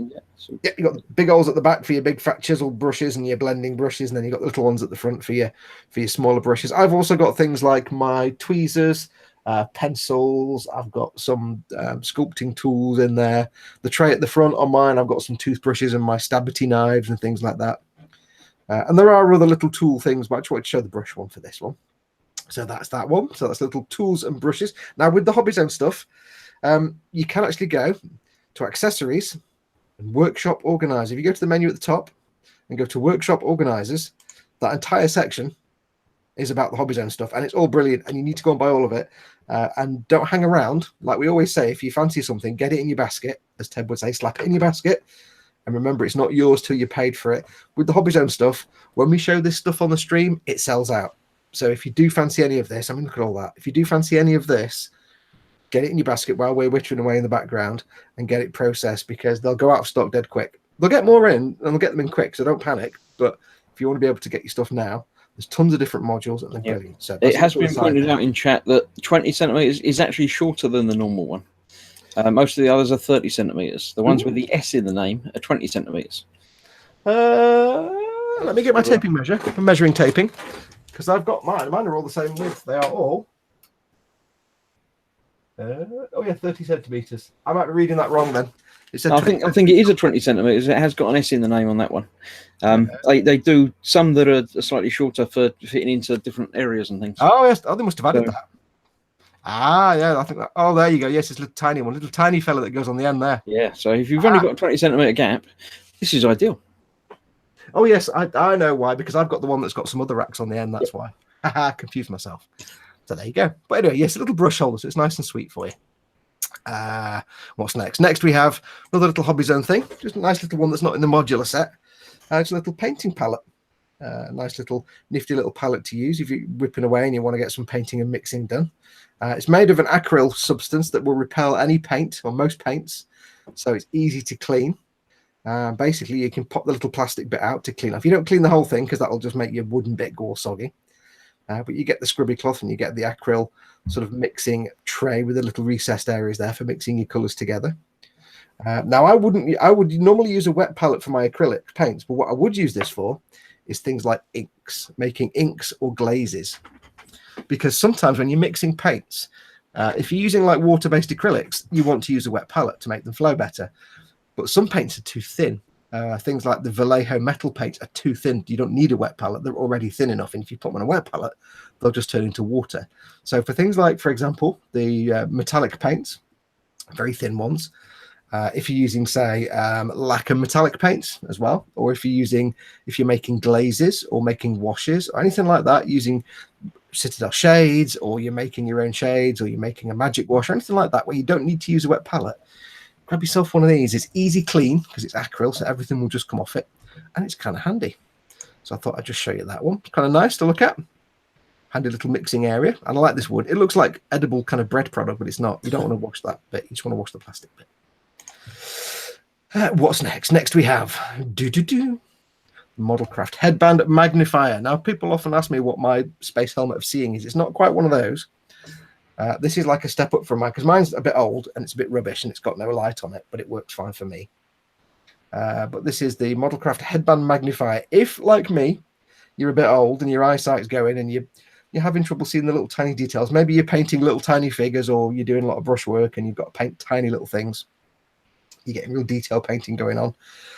Even if your eyesight is great, you might want to think about getting yourself some sort of magnification tool like this, because when you're painting tiny little details and trying to brush paint little fine things, you do find these do come in really, really handy just to see those extra details. And trust me, if you look at something you've painted, you've hand painted without this, and then compare it to something you hand painted with this, you'll see the difference, because suddenly all the stuff you thought you knew was there before, you can suddenly see. The stuff you thought you could see, which you really couldn't see. I got one of these and I was like, wow, I can't actually paint everything now because I was really struggling. Yeah, so building the 144 stuff, if I don't use one of those, then I just can't do it most of the time now. And even if you think you've got 20/20 eyesight, trust me, you pop one of these on, you'll see a lot of detail that you didn't even know was there. So it's always a good tool to have. It's a bit like a respirator. You need one, really. Although I always get jealous when I see someone painting a miniature and they've got it at arm's length and just painting it. And I'm like, shut up. Why can't you have it an inch from your face like I have to do it? Shut up. So yes, so yeah, go for one of those. Sometimes you get painting stations and things with, and you get lamps with magnifying lenses in them. I find a little helmet like that, and this has got interchangeable lenses, so you can swap the magnification, which is also kind of good. It's got a little light on the top as well. So get yourself one of those. What's next? Next up, we're going to look at some paints. One of my favorite paint brands, water-based acrylic brands, is Vallejo, and they do a range of different paints. They have their 3 or 4 different types of paints. I'm just going to show a couple here. I'm going to throw 3 actually. First of all, is there just the standard model color acrylics. These are water-based acrylics, so you can use a wet palette to make them flow really nicely. The model colors are nice. There's a big, huge range of them. It's their biggest, if I remember rightly, it's the biggest color range. There's thousands of them, not really thousands, but there's a lot of them. And they're all the sort of the general colors, or your general sort of most model making genres, types, colors, everything from your grays, blues, browns, realistic, modern, military, anything like that is going to be in the model color acrylics range. And these are let's have a look. And for some reason I'm showing polyurethane here, but the standard ones are just the Vallejo model colors. They've got the label, the white and black labels like that. So for 99% of your colors, give these a go. They're in dropper bottles, which is brilliant because you're not wasting a load of paint. They're easy to transfer to your airbrush because they're in dropper bottles. They do need thinning a little bit if you're going to airbrush them, but they are really nice. They're good, bold colors and quite thick pigments. But that's not the only range of paints they do. They also do, if you're a brush painter like me, they also do some really nice game color. They call these game colors. Now, game colors were the paints they brought out to compete with other leading miniature painting brand. You know who I'm talking about? I can't possibly comment. No, yeah, you know who I'm talking about. Basically, they brought these out to compete with Citadel's colors. So some people that didn't want to use Citadel paints, for example, they wanted to use the game colors. And when I did the Imperial Skitter for eModels, because they don't stock the Citadel colors, I used the game colors instead, and they're really nice. They're supposed to be equivalent. They're designed for miniature painters, tabletop miniature painters, but anyone can use them. They are really, really nice. They have a bit more of a denser pigment than their regular game color paints. So they're a bit denser, a bit bolder. They're a bit better for the coverage, and they brush paint beautifully. These can go straight onto a wet palette. You don't need to use retarders or flow or anything like that. Just bop them straight onto your wet palette and go, and you can be brush painting away, no problem. I really enjoyed these. I really, really like these. They're really, really nice colors. And if I love my Citadel paints, but I love these game colors just as much. And they do also do inks as well, which are very, very nice. Have they got good names though, like the Citadel ones? Yeah, they're not quite as crazy though. Like Bald Moon Yellow, Elf Skin. Oh, yeah, I like that. That's good. Sunblast Yellow, Orange Fire. They're a bit more sensible. They have one that's called Glorious Gold.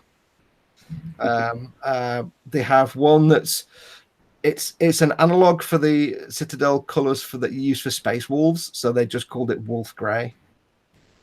So they're kind of you know what it's supposed to be. It's basically saying if people that paint miniatures, they either tend to use game colors, or these are a lot of different ones, but if you're not particularly able to get Citadel paints, or you think Citadel paint's too pricey, go for your game colors. The advantage with these Vallejo ones is they're in dropper bottles, not in little pop top bottles, so they do make perfectly decantable into your airbrush, and these don't need as much thinning as the standard colors. If you're going to airbrush them, they do airbrush very, very well. Next up, we have another range of the Vallejo paints. I've gone out of order here now. And these are some of my particular favorites. These are the Vallejo metal colors. I showed them earlier on. I've used the duraluminum for a long time, but they've released a range of these, and there's everything from exhaust manifold, there's jet exhaust, there's steel, there's white aluminium, dull aluminium, duraluminum. There is gunmetal gray. What else have we got? Let's have a look at any others on there. Pale burnt metal. There's a whole range of them. Now, they're all really subtly different. The duraluminum is quite an obvious one, and the steels are quite dark. But overall, there's kind of the steel dark colors, and there's the bright, shiny aluminium-based colours, and there's variations on the theme. They're all really nice, but they're beautiful paints to spray. They're really thin, so that's why you wouldn't need a wet palette with these. You could use that plastic palette. You don't need to thin these at all to brush paint them. They go straight on. They go where you want them to. They're super thin. They're really nice. They're big fat pots, so they'll last you a long time. You don't need a lot. And I love these. They're just beautiful colours. So if you're looking for nice metallic colours to either spray or brush, and the other thing I quite like these for is if you've got some C1 metalizer, applying that over these when these have been put on top of a gloss black primer, it looks fantastic. It's how you get your proper shiny metal effect. Trouble is, you can't really see the colours of them on the website, can you?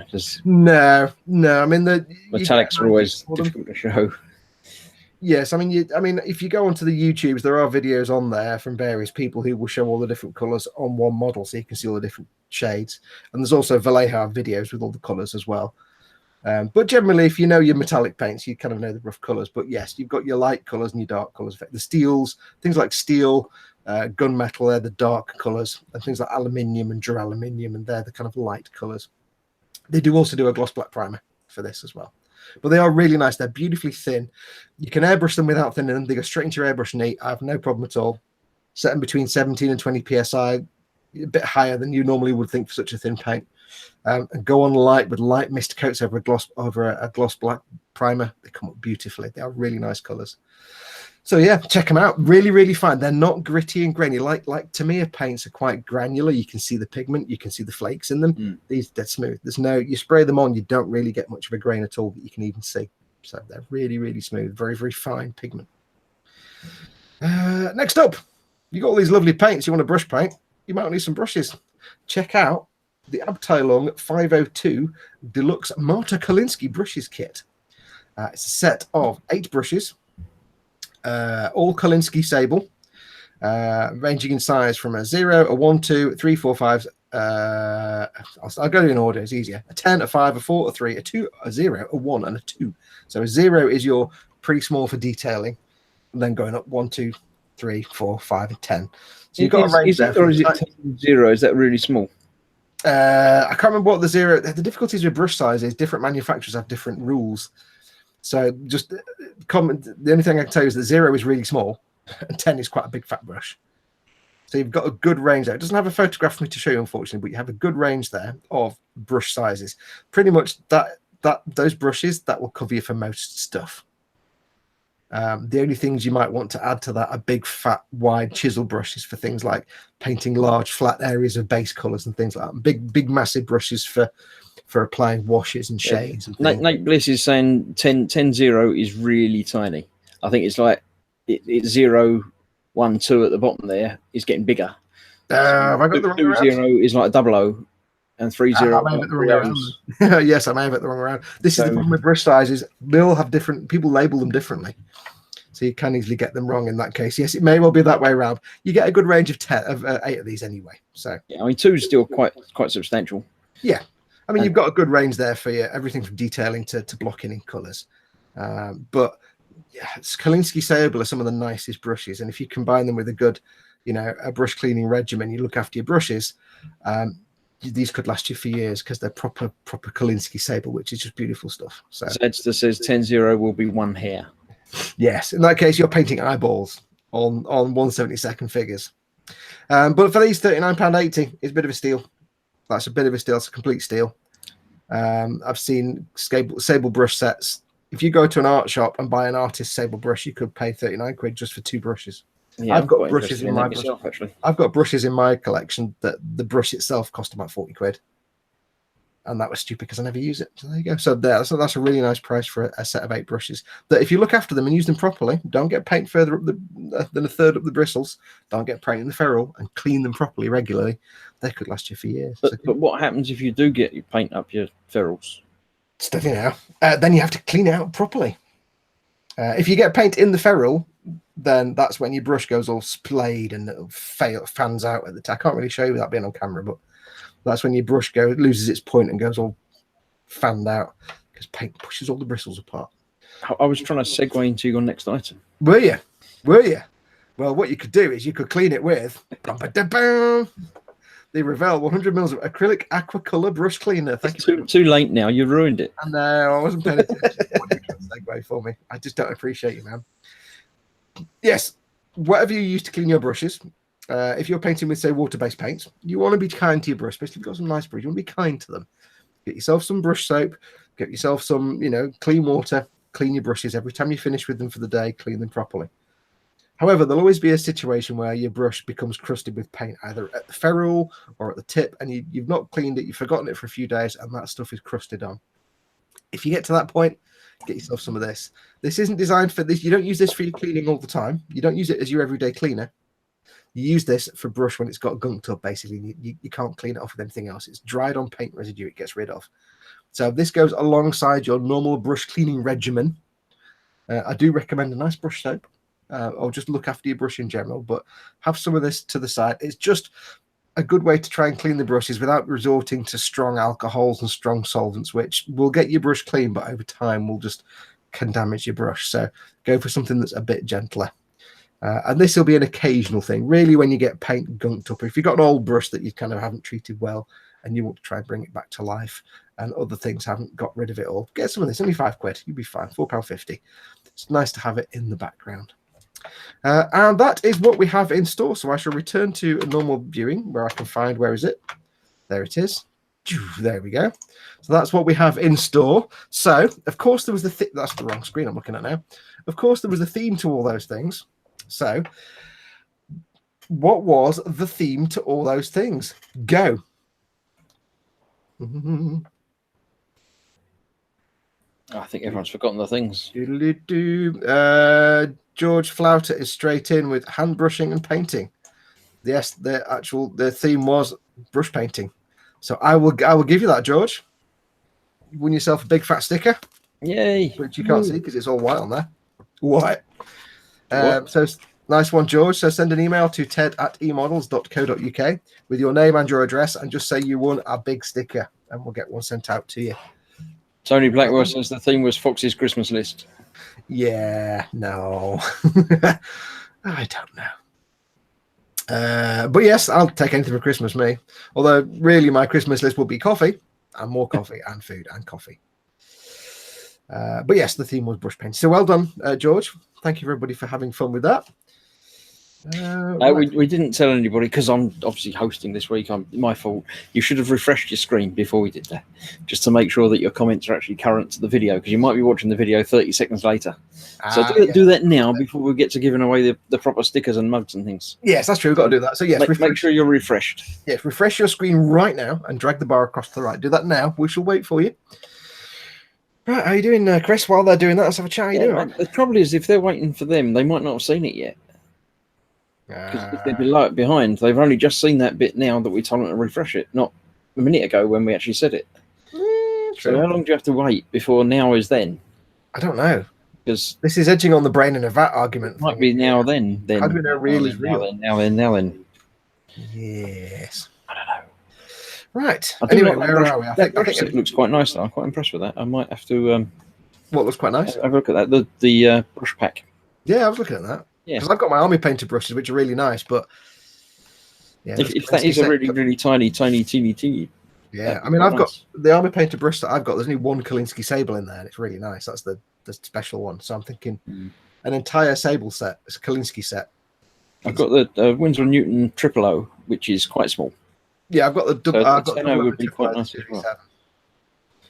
Yeah, that's true. Yeah, I might have to think about getting some of them myself, actually. Yeah.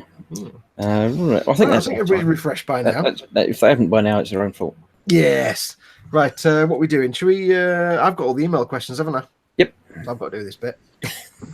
you can model it. You can be the glamorous assistant to model. I shall sit here being glamorous. If I stop like that, people will think I've locked up like Ted does. Yeah, we can still see a bit of movement. Yeah, right. If we both do it, then everybody will panic. Yeah. Ooh. Okay. Well, you can be the glamorous assistant and do the posing with the prizes then. What are we giving away then?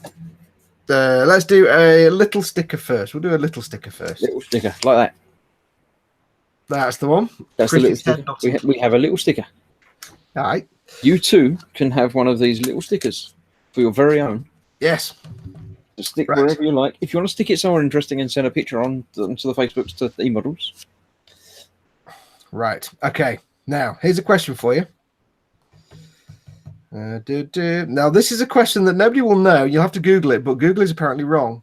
I remember when we get these, we go off the answer we're given. We don't do any fact checking. So you have to listen to the question carefully because it's a specific thing I want. This is a question from Jay Presswood. And the question is, are you ready? What was the travelling height of a Routemaster bus according to Revell decals in Imperial? Go. Oh, so what was the travelling height of a Routemaster bus according to Revell's decals in Imperial, so feet and inches? A clue is it's not what Google says it is, apparently. So you have to ask Bing. I don't know. Nobody trusts Bing. Bing's not.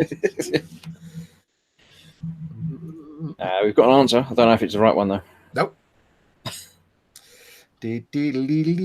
Now, I know Collins made one of these, but if it was the Revell one. You don't mean the size of the scale one, then? You mean the real thing? I don't know. Yeah, Collins made a real bus. You should whisper it to me. Whisper me the answer so I know what I'm looking for. The answer is... Okay, yeah, nobody's got that yet. No. 200 foot 9 inches. No.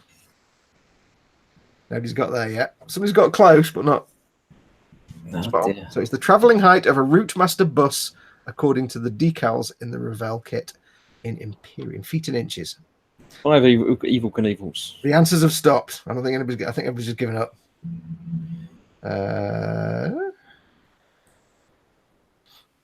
It was the Revell Routemaster bus that Fester did. Yep, that's why. I doubt he probably remember what it said on the decals. Shadowland scale model seems quite insistent, but we might have to go for the nearest. Remember, we go off the answer we've been given.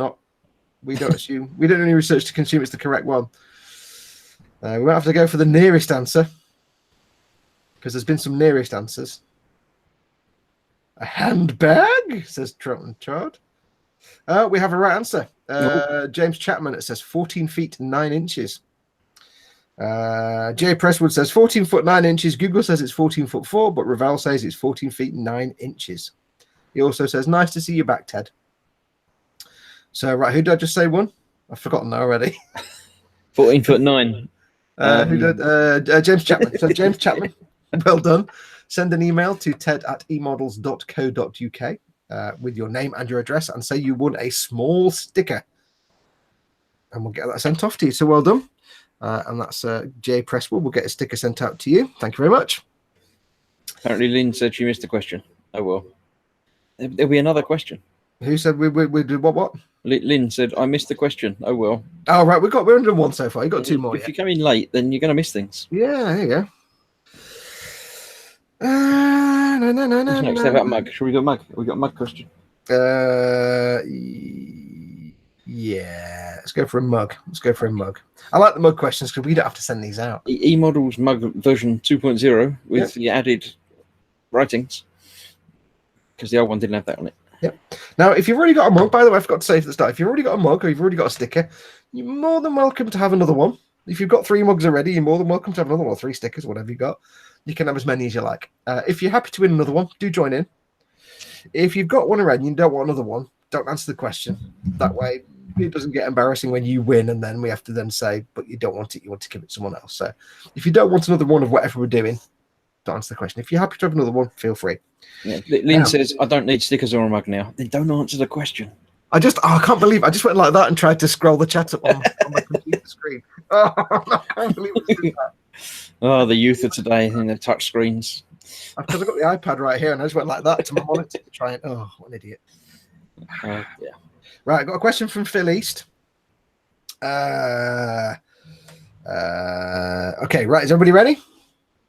It is kind of dependent on your knowledge of 1990s British TV, but some of you could Google quite quickly.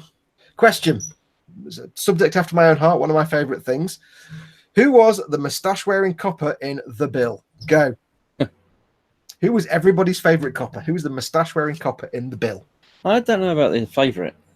Everybody likes this character. I nearly said his name. That was really bad. I nearly said the answer out loud. That was really bad. I've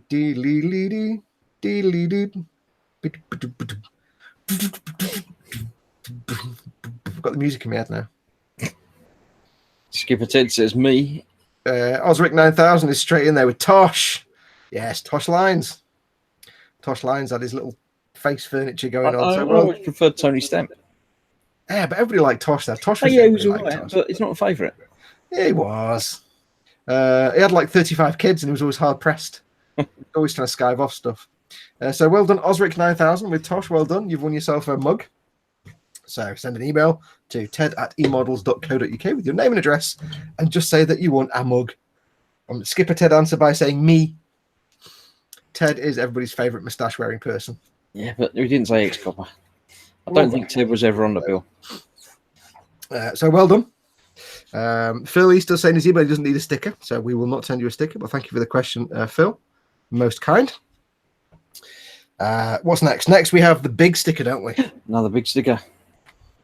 You have to model it. You have to model it. You've only got one job while I'm doing this bit. Cool. Right, so big sticker. You sound like a dolphin. Right, let's have a look. Oh, Lynn's Wi-Fi is acting up. She's trying to boot it up again. Yeah, but you said you don't need to win a sticker anyway, so you're okay. Yeah. Hang on. Right, okay. Last question. That's a bigger number than I thought. Okay, right. It's a number question, as in, here is a number. What is the number? Okay. You've not written it on your hand, though. No. James Chapman asks, everybody ready? Oh, that's the other thing somebody said about buying a mug. If you want a mug and you haven't won one, you can buy this from the eModels website, emodels.co.uk. They just charge you trade, so whatever they pay for the mug to have one, you pay. They don't make any money off these. You just pay whatever they pay to have it made. So go grab yourself a mug. Trout and Chard has put down a number, but too soon. So even if it's the correct number, we haven't said go yet, so you don't win. Sorry. That's the question, yeah. Right, so are we ready? Just had to point out, by the way, on Google Mail at the minute, when everybody sends me a question in like this, Google has this thing of it gives you 3 sort of autocomplete options to automatically respond to the email. And every single one where somebody sent me a question and answer has the option of very interesting, good one, or love it. So if you get an email back saying very interesting, it's because I pressed the button. Right, so eventually, here's the question. Ready? And remember, we don't assume this is correct. Well, we assume it's correct. We don't research it. How many Spitfires were built to defend Britain in World War II? Go.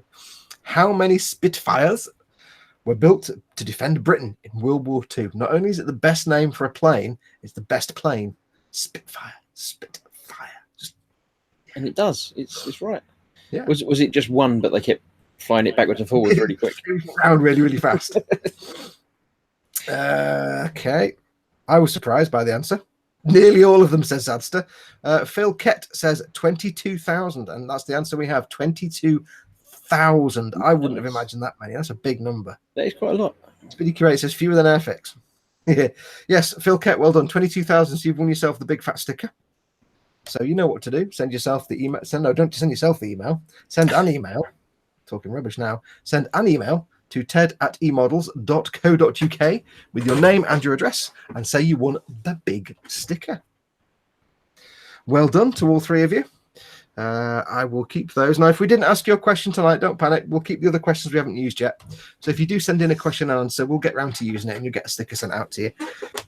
But we just haven't used them yet. But we'll keep them all to one side. Now, as Ted said, if you have won a sticker, if you've won a mug, we'll let the guys at eModels know and they'll get them sent out to you pretty soon. If you've won a sticker, it's either me, Ted, or Chris that will get them sent out. We tend to go to the post office in our own area, usually once a month or something like that. So don't panic if you don't receive the sticker or the anything else really quickly.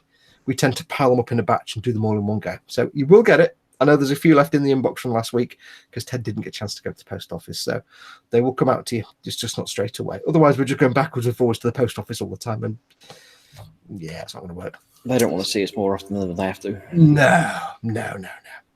So there you go. So well done to everybody that bought the things. No, that bought the things, that won the things. I don't know. What is no? I'm talking rubbish. I'm just talking nonsense, aren't I? Back to you. Anyway, carry on. Congratulations to everybody that took part in our competitions this week. Come back next time for more competition fun. Yeah, that's that then. Right. You want to wait up to silence then? Yeah, I'll just wait for anything to tumbleweeds to go past or anything. Yeah. A lot of people seem to be answering that question with 20,531. So I think that's probably what Google says. But as ever, we don't check that have been doing work. Yeah, we don't do work. We get paid for this nonsense.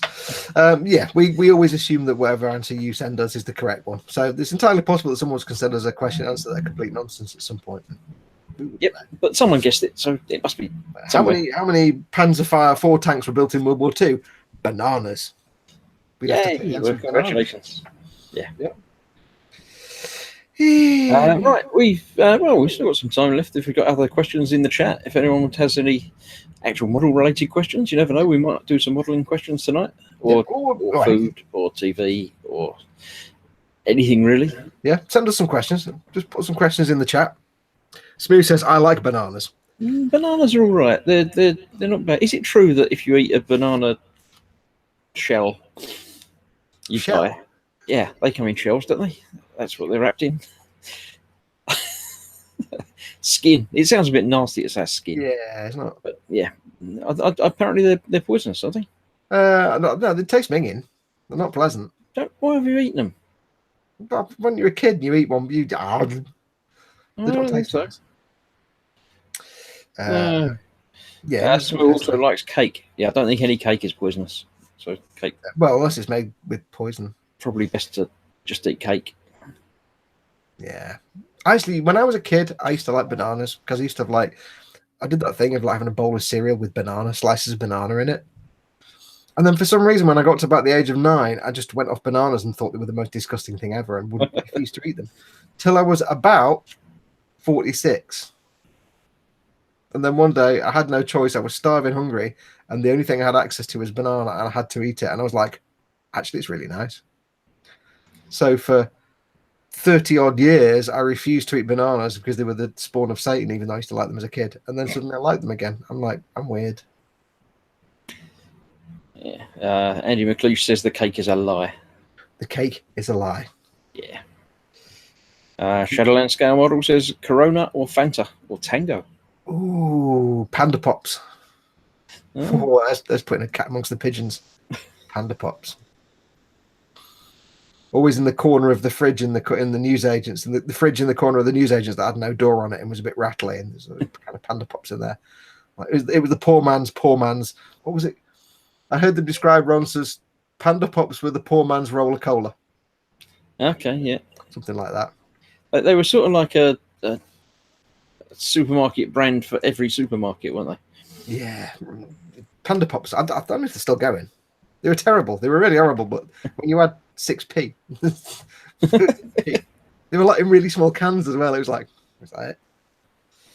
Sprugler Addict has a question. How many puffins can you get in an original 1970s Mini? How comfortable do you need the puffins to be? Yeah. I mean, are we talking, live puffins voluntarily getting in, or can we just stuff them in until we can't shut the door? You have to tempt them in with something. Yeah. It doesn't matter how many jammed in there, they still look adorable. Well, you can push up against the windscreen like that. Yeah. I'm still adorable. I'm a little bit in pain, but I'm adorable. Glenn G says, aside from tonight's stream, what is the most interesting thing that you've done today?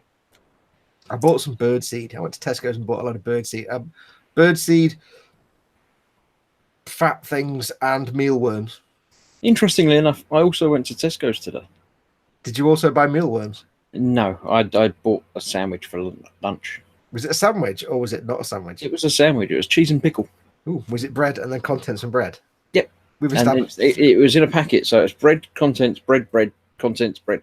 Ooh, it's a double, triple decker. I like this. It's just they put it in a triangular pack rather than square.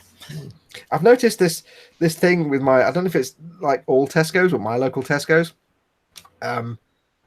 After going to Aldi for so long, where you go in and they get all your stuff and they go, bye, and take all your money and you're in and out in 5 minutes.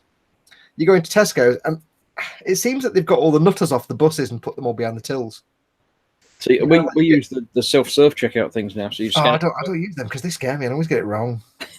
And something goes wrong and I panic and I'm socially awkward, so I don't. So I used to be a cashier for Iceland, so I'm aware of how these things work. You just go like that and you go beep, beep, beep. You don't have to make the beep noise yourself. The till does it. Yeah, not in Iceland, not in there. Not in the early days. No, but for some reason lately, if you're going to Tesco's, every cashier wants to be your best mate and tell you all about their medical conditions, and I'm like, just can you just swipe my things over and let me go? You've obviously got that face on that looks like you care. No, it's everybody. Like I've been stood in. I was stood at the till the other day, and there was like me and the woman in front of me who was doing her shopping and getting it paid for, and she had like about 4 items, and I was stood there for 15 minutes waiting for the cashier to stop talking to her. And when I was walking away, eventually I saw her and I said, "Do you know that cashier?" And she went, "No, I don't know. No idea." I was like, "Okay, it wasn't just." It's like there's nothing wrong with being friendly, but there's being too friendly. Just do my stuff and let me go. I don't know you. It's very weird. Sprugler Addict is asking where my puffin is. Is it not visible? You can see him. Look, he's there. He's a bit dark. He's hiding in the corner, I think. He might be laying down a little bit. There, look, I got more paint, so I had to move him out of the paint holder where he was. He's pinned to the back now, but he's perfectly safe and he's still there. He's asleep in the corner. He's got his head down like that. He is. Well, no, he's looking. He's keeping an eye on me paints. Yeah. George Flatter says, "What model should I use as my wedding cake topper?" Because he's getting married in about 3 days or something. He said on my stream yesterday, "Oh, by the way, I'm getting married in like 10 minutes." I'm like, "Can you be there now?" Yeah. What model should you use a wedding cake topper? Difficult. Has it got to be like his and hers kit, or is it? I think you should. I'd go for a nice Mortarian. I mean, you've got Nurglings, you've got slime, you've got decay and rot, chains, loads. Brilliant. That'd be most interesting. You could get a couple of Zakus and do them in like black inner tux and in white or pink or something. Yeah. And they're very poseable. You could have one down on a knee proposing, and can you just get the cake maker to put like a Shanghai Dragons logo on it? He'll know what that means. Don't worry. Yeah, he knows what that means. But then again, if it's Shanghai Dragons, you have to make it so it's slightly lopsided and a bit wonky. Maybe not the best. Jamie Bones suggesting the 135th Dora. Ooh. It has to be a big cake. Yeah. Which is in its favour, I must admit. Yeah. Yeah. Is there a GLaDOS kit that would be perfect? There isn't one, sadly. It would be perfect, but you'd need something to attach it to as well. You'd need walls. Yeah. Skipper Ted says, "You two tanks from opposing sides." Puffins on a cake, says Osric. George Flouter says, "Lol." So I think he's laughing at the slightly shoddy cake if you do it with the Shanghai Dragons. Glenn G says, "What was the first model you ever built?" I don't remember. I built back in the day, 30 years ago, 35 years ago, when I were young. I don't know. You try and do Northern, but you try and do Yorkshire then? Is that what you tried to do? No, I don't do that. Go on then. Carry on. Sorry. More recently, when I got back into model making, I think I started doing the D'Agostini Falcon. And because that's such a big and expensive kit, I didn't want to just go into that. So I had a look on YouTube and found this bloke that did a Viper. I know where you're going. He did a Viper, and he did it all. It was fine. So I picked up one of them. And an Imperial Viper for Battlestar Galactica. Imperial? Not Imperial, is it? Viper? It's something Viper. Is it like a Colonial TIE Fighter? It's something Viper. Colonial? Is it Colonial Viper? Yeah. Colonial Viper. So I did that. So that was my first kit, sort of second time round. I don't know what my first time round was. But so did you do more than 6 episodes? I don't remember how many episodes there were in the Viper. There's probably about 6. So did you do more than 6 episodes? I didn't do any episodes at all. I didn't film it. The first kit that I filmed was my Hawker Hurricane, which was 1 episode because it's a tiny, teeny little kit with like 4 bits. Yeah. Did I bully you into filming that? Yeah, I think you or Ant might have actually. Yeah, I seem to have a habit of bullying people into doing YouTube. It seems to work out best. And see what happened here. Yeah, exactly. Yeah. I don't know what my first kit was. I remember making an Apollo LEM, like a lunar exploration module, the lander, the lunar lander. And I would have been quite young because I think I found that on one of my many let's go rummage around in all the other rooms under people's beds and see what I can find, because I was like 6 or 7. When you rummage around under everybody's beds and in cupboards where you're not supposed to be and find things. I think I found a model of the lunar lander. I was like, oh, look at that, I'll make that. because I was 6 and I didn't have any kind of social mores. I remember a kit. I don't know what the first kit I built was, but I've said it before. But the first kit I built properly, because I used to make kits, I just glue them together and then play with them. Yeah. And then my dad said, right, if you're going to do model kits, you're going to do it properly. I'm going to take you to the shop. You're going to buy a kit, and you're going to paint it, and you're going to just make it as a model, not to play with. Because I'd collect my savings up and my spends every weekend, and I'd pile it up, and then I'd go to the model shop and buy things and just build it and play with it. So he took me to a model shop in Manchester. If you know Manchester, it was somewhere near the Central Library in Manchester. This is going back to the mid-1980s, early 1980s. And he took me there, and I bought a Tamiya T62A tank. I've never done a tank before. And I bought a load of Tamiya paints to go with it, all the ones it said on the box and the instructions, and some brushes. And I made and painted the Tamiya T62A with the dude stood on the door with his arm like that on the door, doing something with his other hand like that. And I was so proud with the paint job that I did on the little dude that I took him to school in a matchbox with cotton wool. I took him and said, look what I've painted this little dude. And I had a whole tank at home. I was like, this little dude. And that was the first ever model I made and painted properly. No idea where it is now. Stuart Blatt says, glad it's not just me who has Fox's Viperville to blame for not having any money anymore. Yes. Was that the first thing that you videoed? It was the first. It was the first thing I ever did on YouTube. Yeah. Because eModels put a thing on their Facebook page saying, who wants to make videos for us? And I was like, okay, I'll give it a go. I think me and Ted answered the call. And I don't know why they said yes, but they did. So I did that Viper build. Well, nobody else answered, so. No, I don't know. Maybe they did, don't know.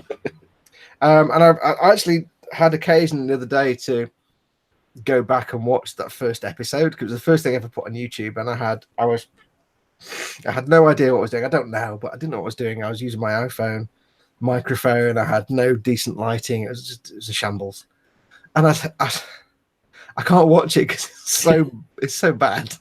It's like the sound is terrible, the lighting's terrible, there's a shadow from the window, the cameras in the phone in those days was I would mount the phone. I use an iPhone 6 now, but this is the phone I use now, but I'd mount the phone on some bits of foam with tape and on a biscuit tin, just like that, just so I could film it. And it was terrible, and I had the white balance going on because it was 3 or 4 years using an iPhone filming before I realized I could lock the white balance and the focus because I'm special. And the sound was terrible. I'm talking really loud because I've got the microphone in the phone isn't very sensitive. So I'm like, hello, it's Fox from eModels.co.uk. Yeah? I'm talking at top volume, and it was terrible. I can't watch it. It's like, oh, I'm not sounding better now, but I'm a bit better. But it was bad. Yeah, it's much the same as my first video. Again, it was no external microphones, just camera, phone, and Windows Movie Maker.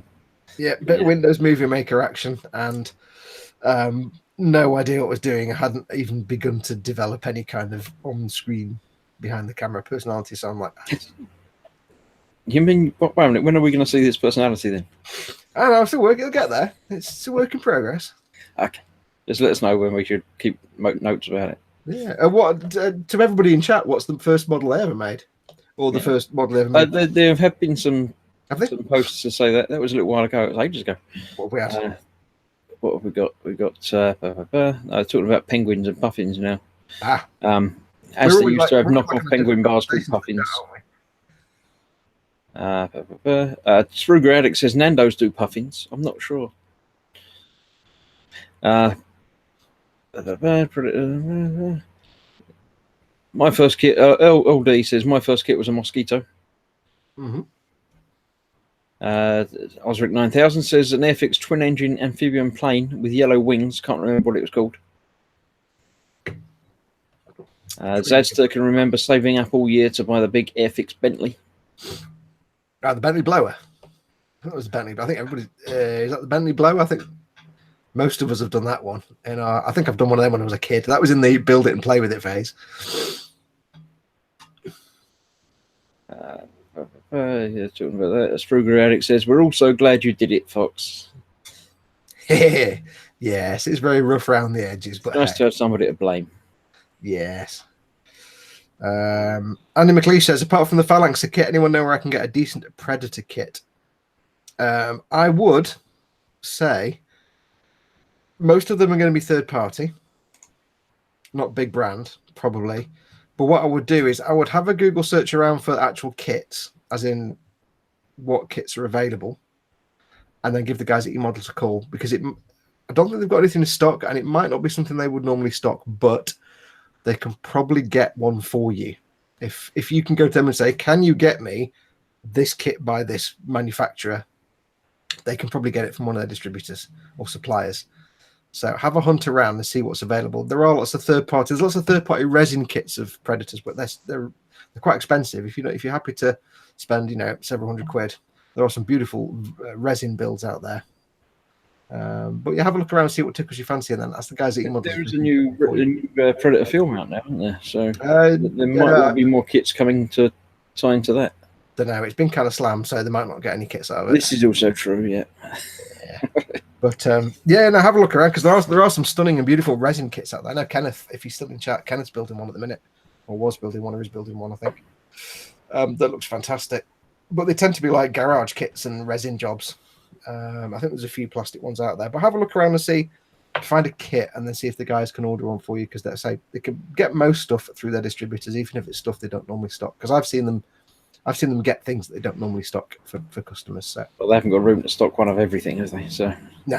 If there's demand for it, then they might start keeping it. Well, I've said it before. Me and Ted went in once, and they had this massive, like 1/6 scale vintage Citroen car of some sort. I think it was an Italeri kit. I can't remember who it was. Some massive, like 1/6 scale, 1/9 scale Citroen something or other, old vintage car. And I was like, "What's that?" And he said, "Oh, we don't stock it, but a customer asked us if we can get it, so we got it for them." So they will do that if they can get something from their distributor that they don't normally stock, and you ask them for it, they'll be happy to try and get it for you. It's not a problem for them at all. Cool. That seems to have dried up all the questions from chat. Russell Williamson said the first one he was happy with was the Tamiya 148 Sea Harrier. Is that the first one you've been happy with after building it, or just happy to get it? Yes. Yeah. Let's have a look.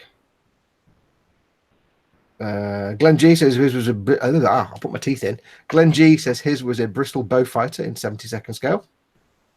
Kenneth is still in chat. He says Hadicon made some Predator kits, but they're hard to get because they're old. He's got a Predator 2 kit, and it's a nice kit. So there are ones out there. For most of them, I think you're probably looking at garage resin kits, and they're usually very expensive and very limited in run numbers, because resin garage kits, they can only do so many before the molds become unsalvageable, the quality drops. So, and that's usually why they have high price. But there are some cheaper ones out there, some less expensive ones.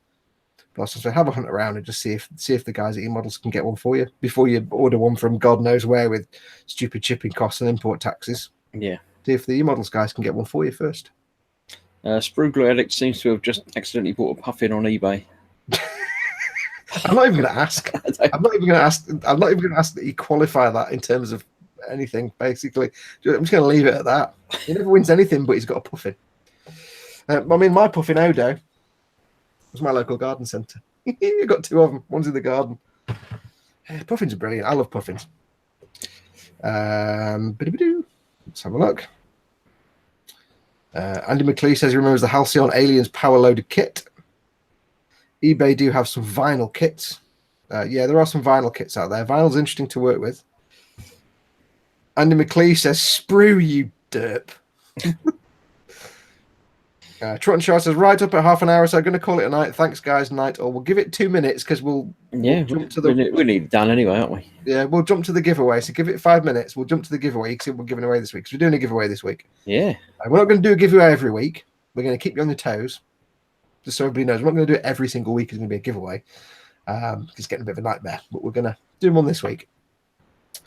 So just for you, then we'll jump straight to that. So shall I do the screen share thing? You can. Well, you've got the thing of what we. I've got the thing of what's it that didn't work last time. Gosh darn it! Press the right buttons this time. I need to make sure I've opened the right tab this time because there's stuff I don't want to particularly share. Sprue says it arrives in 3 weeks. Has to go through customs. I don't even want to know whether what you don't even need to qualify if it's a kit or a real one or what. Right? Are you seeing the Aqua Clean? We are. Yes. Cool. Right. Well, that's not what we're giving away, is it? Because what you want to look at is what we're giving away this week. And we've given this away before, but it's too sweet and we have to give it away again. So this week we are giving away We're giving away another little Pinky. Sherman Pinky, a World War II tank. We've done this one before, but they're so adorable. You guys fell all over yourselves to put comments on there. I just wish it came with the little cats, because that'd be brilliant. I love the fact it's got these little cats everywhere. Well, you were saying about scratch building earlier. There you go. Scratch build some cats with it. Get some green stuff or some milliput and make yourself little lumpy cat spud cats. Wouldn't be too hard. So yes, this week we are giving away the Sherman Pinky World War II kit. It's totally adorable. You've all seen it before. Some of you might, if you're new to the show, might not have seen it before. We've given it away before.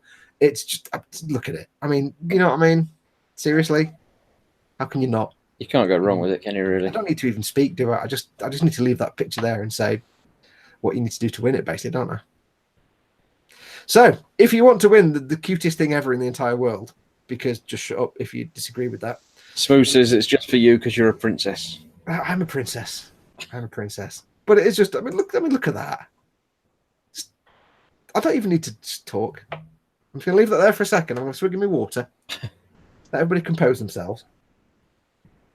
Right. Phil Kit says I won the last one of those and still haven't got it. Did you mail the guys and tell them that you'd won it? It sounds like an obvious thing to say, but did you mail Ted at eModels.co.uk say, I've won the tank? Yeah. If you haven't got it, just drop us another email at ted at eModels.co.uk. Yeah. Don't tell us you won this one. Tell us you won one ages ago. Yeah, because we know we did one a while ago. Just tell us that you won one a while ago and that you haven't yet received it. And we'll forward that on to the guys again, because they'll either have sent it out already and it's just disappeared in the mail, or for some reason it hasn't been done. I don't know why. So no, apparently it was out of stock at the time. Oh, okay. So it maybe got lost somewhere along the line in the warehouse. But yeah. Send another email to ted at eModels.co.uk. Yep. And I'm sure they'll get it sorted out for you this time. Yeah, no worries. But if anybody else would like to win one, all you need to do is, it's going to be the same as always. You're going to need to put a comment on the show. So wait till this show is finished. Give it 5 or 10 minutes. This show will just be a normal video on the eModels YouTube channel. It'll also be in a playlist for the live show. So just go ahead and look on the front page. You go to playlist. All you need to do is put a comment on this week's video on this show that we're just about to finish in a minute. And I think this week the comment should be an interesting, amusing fact about cats. I was going to say pink. Oh, go on then, pink. Go on, we'll do pink. An interesting and amusing fact, not necessarily accurate, but amusing, about pink things. Pinkness, the colour pink, things that are pink. Yes. Family friendly, remember. It's a family show, and have no rudeness, please. Yeah, but any rude comments will be deleted before even being read. So. Take note. So, yeah, just an amusing but not necessarily accurate comment about pink. That'll do. And what we'll do is next Monday, we'll use the random YouTube comment picker that picks comments off YouTube randomly to randomly pick a comment from YouTube, and that person will win one of these. And that's what we are going to give away this week. So there you go. Yeah. A comment about where's my thing gone? Hang on, I've got to press a button now. I've broken something. Don't use that button. The other one. Get back. That one. That'll do. Yeah. There we go. So yes, a comment about pinkness or pink things or the colour pink or something that is pink or whatever you want. There you go. Smooth says he knows a lot about pink things. And why are they pointing out of an innocent Smooth? Because I know what you like, Smooth. Yeah, most people are innocent until proven guilty, but there's some people that are just guilty. Yes. Yes, we know what you like. It's all in jest. So yes, that'll be this week's giveaway. So get your comments in when this show is finished. Do we have anything else that we have to do? We've done giveaways. I think we've done everything this week now. Stickers. Yeah, we're on top of things. If we had any more shout outs or anything, I don't think so. Smooth sends us a shout out saying he's going to get a shout out for his birthday on the 22nd of September. He'll be 51 years young on the 22nd of September. For whenever it is Saturday. Yeah, congratulations. I'll be shout out for my birthday on the 22nd of September. It's a bit early, but I suppose it gives you a chance to buy him all the presents. 51 years young. God, I'm not that far off. I'm 49 this year, I think. No. 71? No. 48? Yeah, I was born in 71. 7, 8. What? I was born in 71, so what's that? 47. 47? Oh, yeah, because I just had my birthday and I was 46. So, yeah. I'm 47. I'll be 47 in my age, but I'll be like 7.5 in my brain. Yeah, and about 103 in your body. Yes. He'll also be doing a live show on his birthday on the Saturday to see what he got on his channel. Yeah. So do go and check that out. Which, strangely enough, is Smooth's workshop. If you haven't figured that out. He does say it's not that early because it's before the next eModels Monday. So is it? Yeah, it's Saturday. Oh God, I've got my car going in for its MOT 2 days after that. Oh. I warn you now, my car goes in for its MOT on Monday the 24th. Oh dear. I might be grumpy on the show, so just be prepared. There's always a chance I might be on the show and a bit grumpy. So okay. Next week, Fox might be grumpy. Yes. Smooth says, push him off another cliff. We need to play some Destiny at some point. We do. Yes. Any other shout outs that have come through? Terry does send Terry sent us a lot of emails tonight. He says, is it true that eModels might be stocking some Space Marines soon and Warhammer stuff? Nothing confirmed. It's something that they want to do. I wouldn't say soon was the term to use, but yeah, it's something the guys at eModels know about. I've certainly spoke to them. They've had conversations with distributors and things like that. It's something that they want to be able to do and they hope to do in the future. But at the moment, with anything at the moment, it's a question of space and new product lines. If you've been to the Space Marines, if you've been to the eModels premises, when you walk in, it's just stuffed to the rafters. I mean, it's a massive warehouse, but it's stuffed to the rafters. So there are plans afoot, and it's something they're looking to do, but just not right at the moment. Frugal Addict says he was busy watching the show and forgot his pizza was in the oven. Oh, we did talk about pizzas earlier, so it's your article. We tried to remind you. Oh. Those wheels on the truck on your desk look odd, Fox. Yeah, he prefers tank tracks. Yes, for those that don't know, Kenneth and I have a good sort of a jovial, good, jokey thing going on. Okay, I don't like the tracks on the Taurox, and Kenneth likes the tracks on the Taurox, but he doesn't like wheels. So, bless him. I love Kenneth to bits. Kenneth's awesome. The wheels on the truck go round and round, Kenneth. Round and round. What, the wheels? Yes. Yeah, right. I'll just show, because I'll get the chat's opinion. I'm going to get the chat's opinion on this. Where's the instructions? Let me find the instructions. Mine's got the wheels. Here we go. I've got a decent photograph of it. Hang on. It isn't actually on the box. There's a big price label on there. I can't really show that. Spruglo Addict says it's no longer a pizza. It's more of an event now. It's more of just a manhole cover sort of shape and texture. That's what it looks like. I'll see if I can zoom in a bit before we go for the evening. That's what it looks like with tracks. See, I don't think it looks bad. I think it looks all right. But then if that's what mine looks like with wheels, it's got a more kind of South African urban riot control look to it. It's not fully. I've not finished it yet. It's only half built. I don't know. There's just something about the tracks that don't work for me. I don't know. Compared to wheels, which I think look much more funky. I pointed it the wrong way around. I don't know. I quite like the wheeled look, but I don't know. It's also easier to paint the wheels than it is to paint all the filigree and stuff on the tracks. I'll zoom out now. That's the other word. I know. I knew that. I knew that. But yes, it says a half-track version would be cool. Yes, I did. I would consider just putting the front wheels on with the tracks on the back. That would look mint. I don't know why. Put the tracks on the front. Hey, put the tracks on the front. That'd be cool. That'd be weird. Yeah. Ooh. Or put tracks on one side. That'd be very weird. Put tracks on the top. Let's have a look. The half-track version. We said that one already. Oh dear, Kenneth's going to be upset. Lots of people saying they prefer the wheels. Oh. Sorry, Kenneth. I love Kenneth to bits. Smooth says it would actually look quite good with the half track, and there are some half track sets out there as well. You get different. They're all third party sets for wheels. I just don't know why they put tracks on. I don't know. Sprugger is going to peel the topping off. It's not too bad. So okay, good. What was the actual pizza? Do we know what it was? I don't think it matters now. It was just black and brown. Doesn't matter what it used to be. It's not anymore. Yeah. So he's going to peel off that burn, but he's just going to have bread. I'm not sure. Is it? I assume the toppings burned before the base. So he'll have bread with some tomato. If he folds it, it still won't be a sandwich. It might be. If he cuts it in half and then puts two pieces like that, that might be a sandwich. But if he doesn't cut it first, if he just folds it, does that become a calzone. Tortilla or something. Or calzone, yeah. Yeah, but if he cuts it in half and then puts them like that, then that makes it technically. But then you have all the crust on one side. It's not bread. Is it bread though? Because it's pizza dough. But is that he's eating the toppings? He says. I think he's ignored. Andy McLee says Ken may send the baby huntsman. Yes. I can't annoy Kenneth because he might send me a box full of huntsman spiders. Wayne Hayward's just finished his first Metal Earth kit.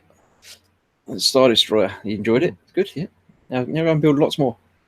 You can build spiders. Look, spiders. Talk about huntsman. You build one of them. You could have warned all the arachnophobes in the. Sorry, don't look now. But yeah. A bit late now. It's not Linda real. Says, I got my interwebs fixed. I'm back on my laptop. Yeah, we're going now. Done now. Sorry, Lynn. Spruger says the base was charcoal. Yeah, right. How do you burn the base and not the topping when the? Did you put it in upside down? Yeah, or was it? Did you put it on just like the rack? So I had the. How do you? If it's in the oven, that's heated from every angle. So how does it not burn the top? Maybe you did it in a pan. A pan? I mean, he could have grilled it, but then that would be the top. Not then. I don't understand. Yeah, you probably fried it. Lynn Dipple says, "Spidey, I need to get that Spidey." Tony Blackwell says he's doing his first models for Hero session next week. Tell us more, and if you've got something for us to shout out, Tony. Definitely, yeah, that would be something worth shouting out. If you do it next week, put it in the chat now and we'll shout it out. Do it now, or send me an email, or do it now. And he says, it's Sprue, anything is possible. Yes.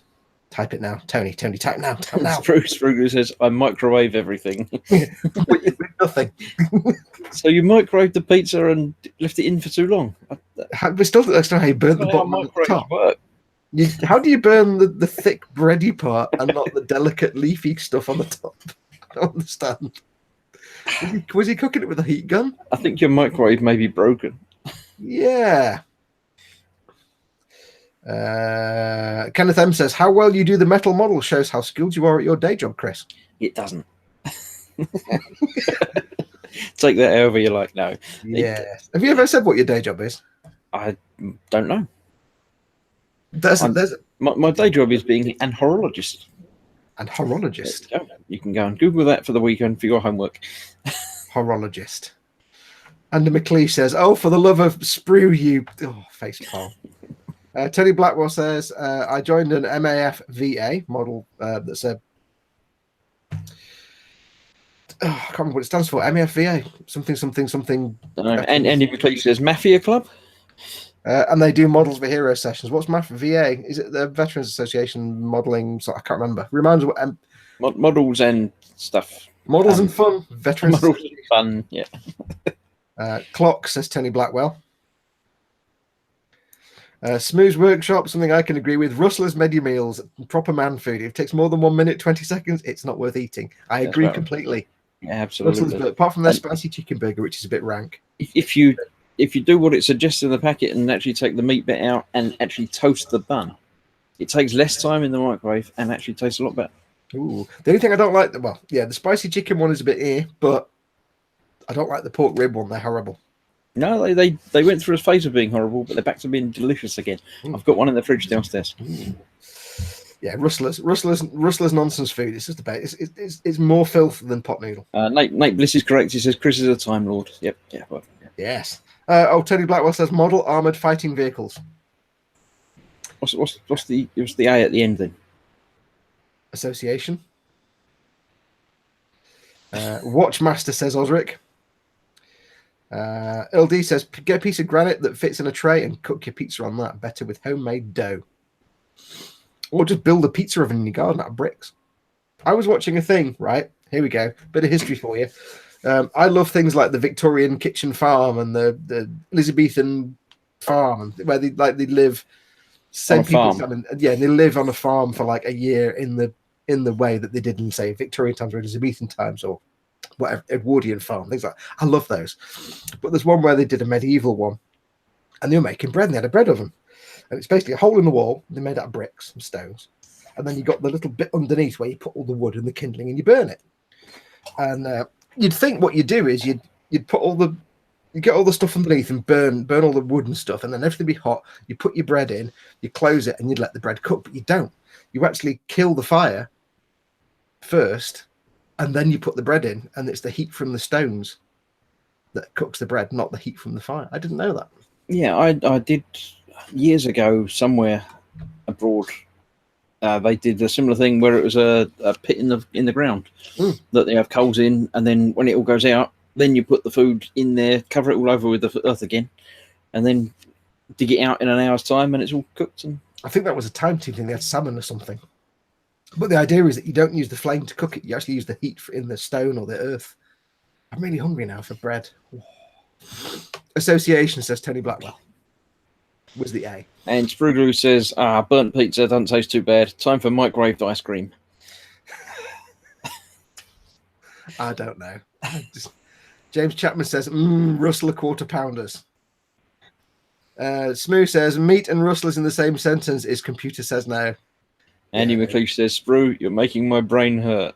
When it comes to rustlers, you kind of have to wait for the vet report. You can't just read the ingredients on the packet. Pizza is a sandwich, says Shadowland Scale Models. Digger Evans has got to go. Bye, chaps. Bye. Thanks, dude, for coming in. Yeah. Or Dudette, we don't know. James Chapman bought 2 the other day, but my other half nicked the other one. That's why you buy 2. Yeah. Andy McLeish says, Sprue, you're making my brain hurt. And Sprue says, that's because you eat cold ice cream. Gives you brain freeze. Yeah, you didn't need to explain it, Sprue. We got it. Jamie Bowen says, a ham and jam sandwich. Yeah, no, it's 11:15. I'm not going to eat anything else tonight. I've got a whole thing full of biscuits downstairs. Yeah, but you don't have to eat them tonight. And I've got 1.5 Surreen malt loaves. Oh, you got to cut it and then butter it. No, it's pre-sliced with butter. And I've already eaten half of the one. Put more butter on it. Yeah, I always slice it. I always put butter on it. Of course you do. Yeah, more. Yeah, more butter. That's the only unit of measurement. Is more.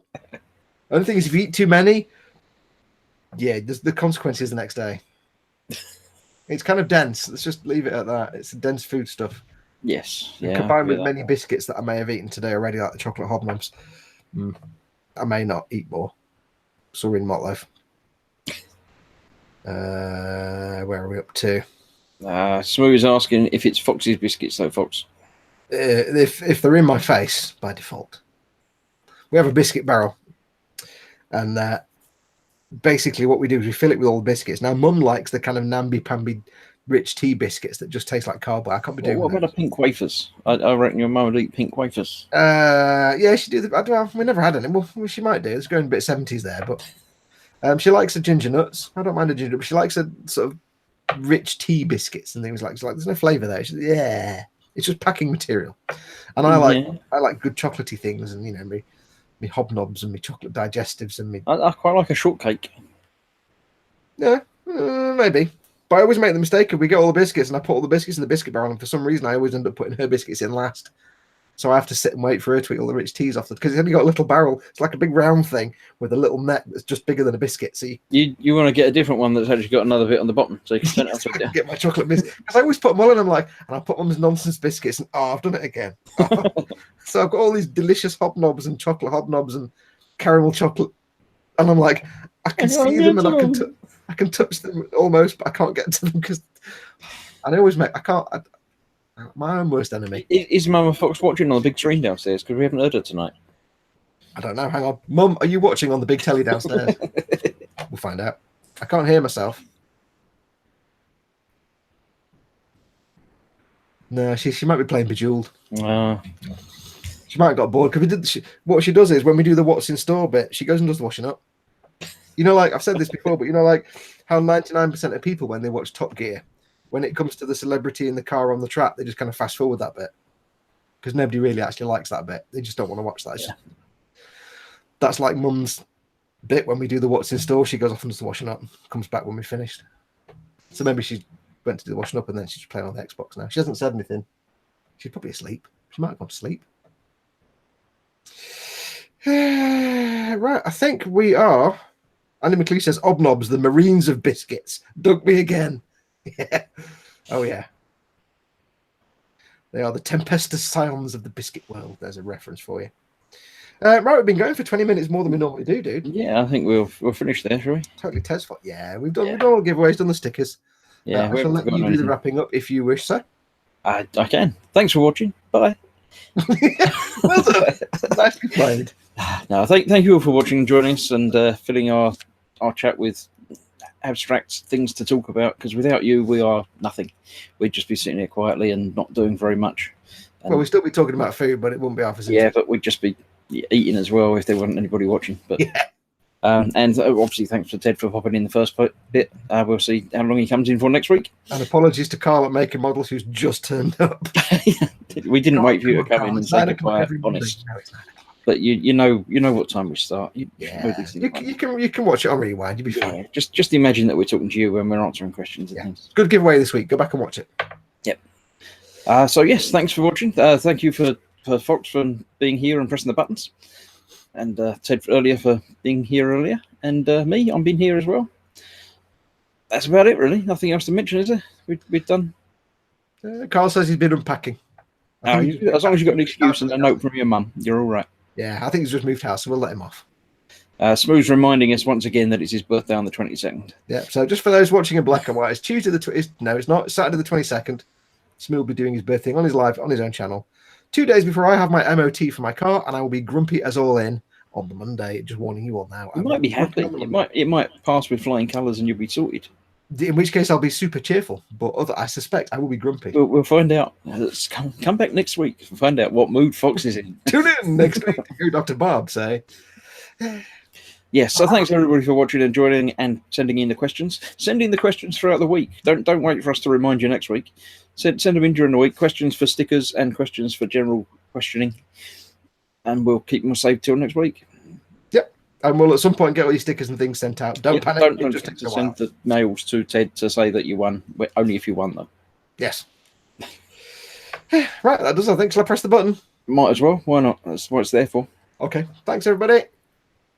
Bye.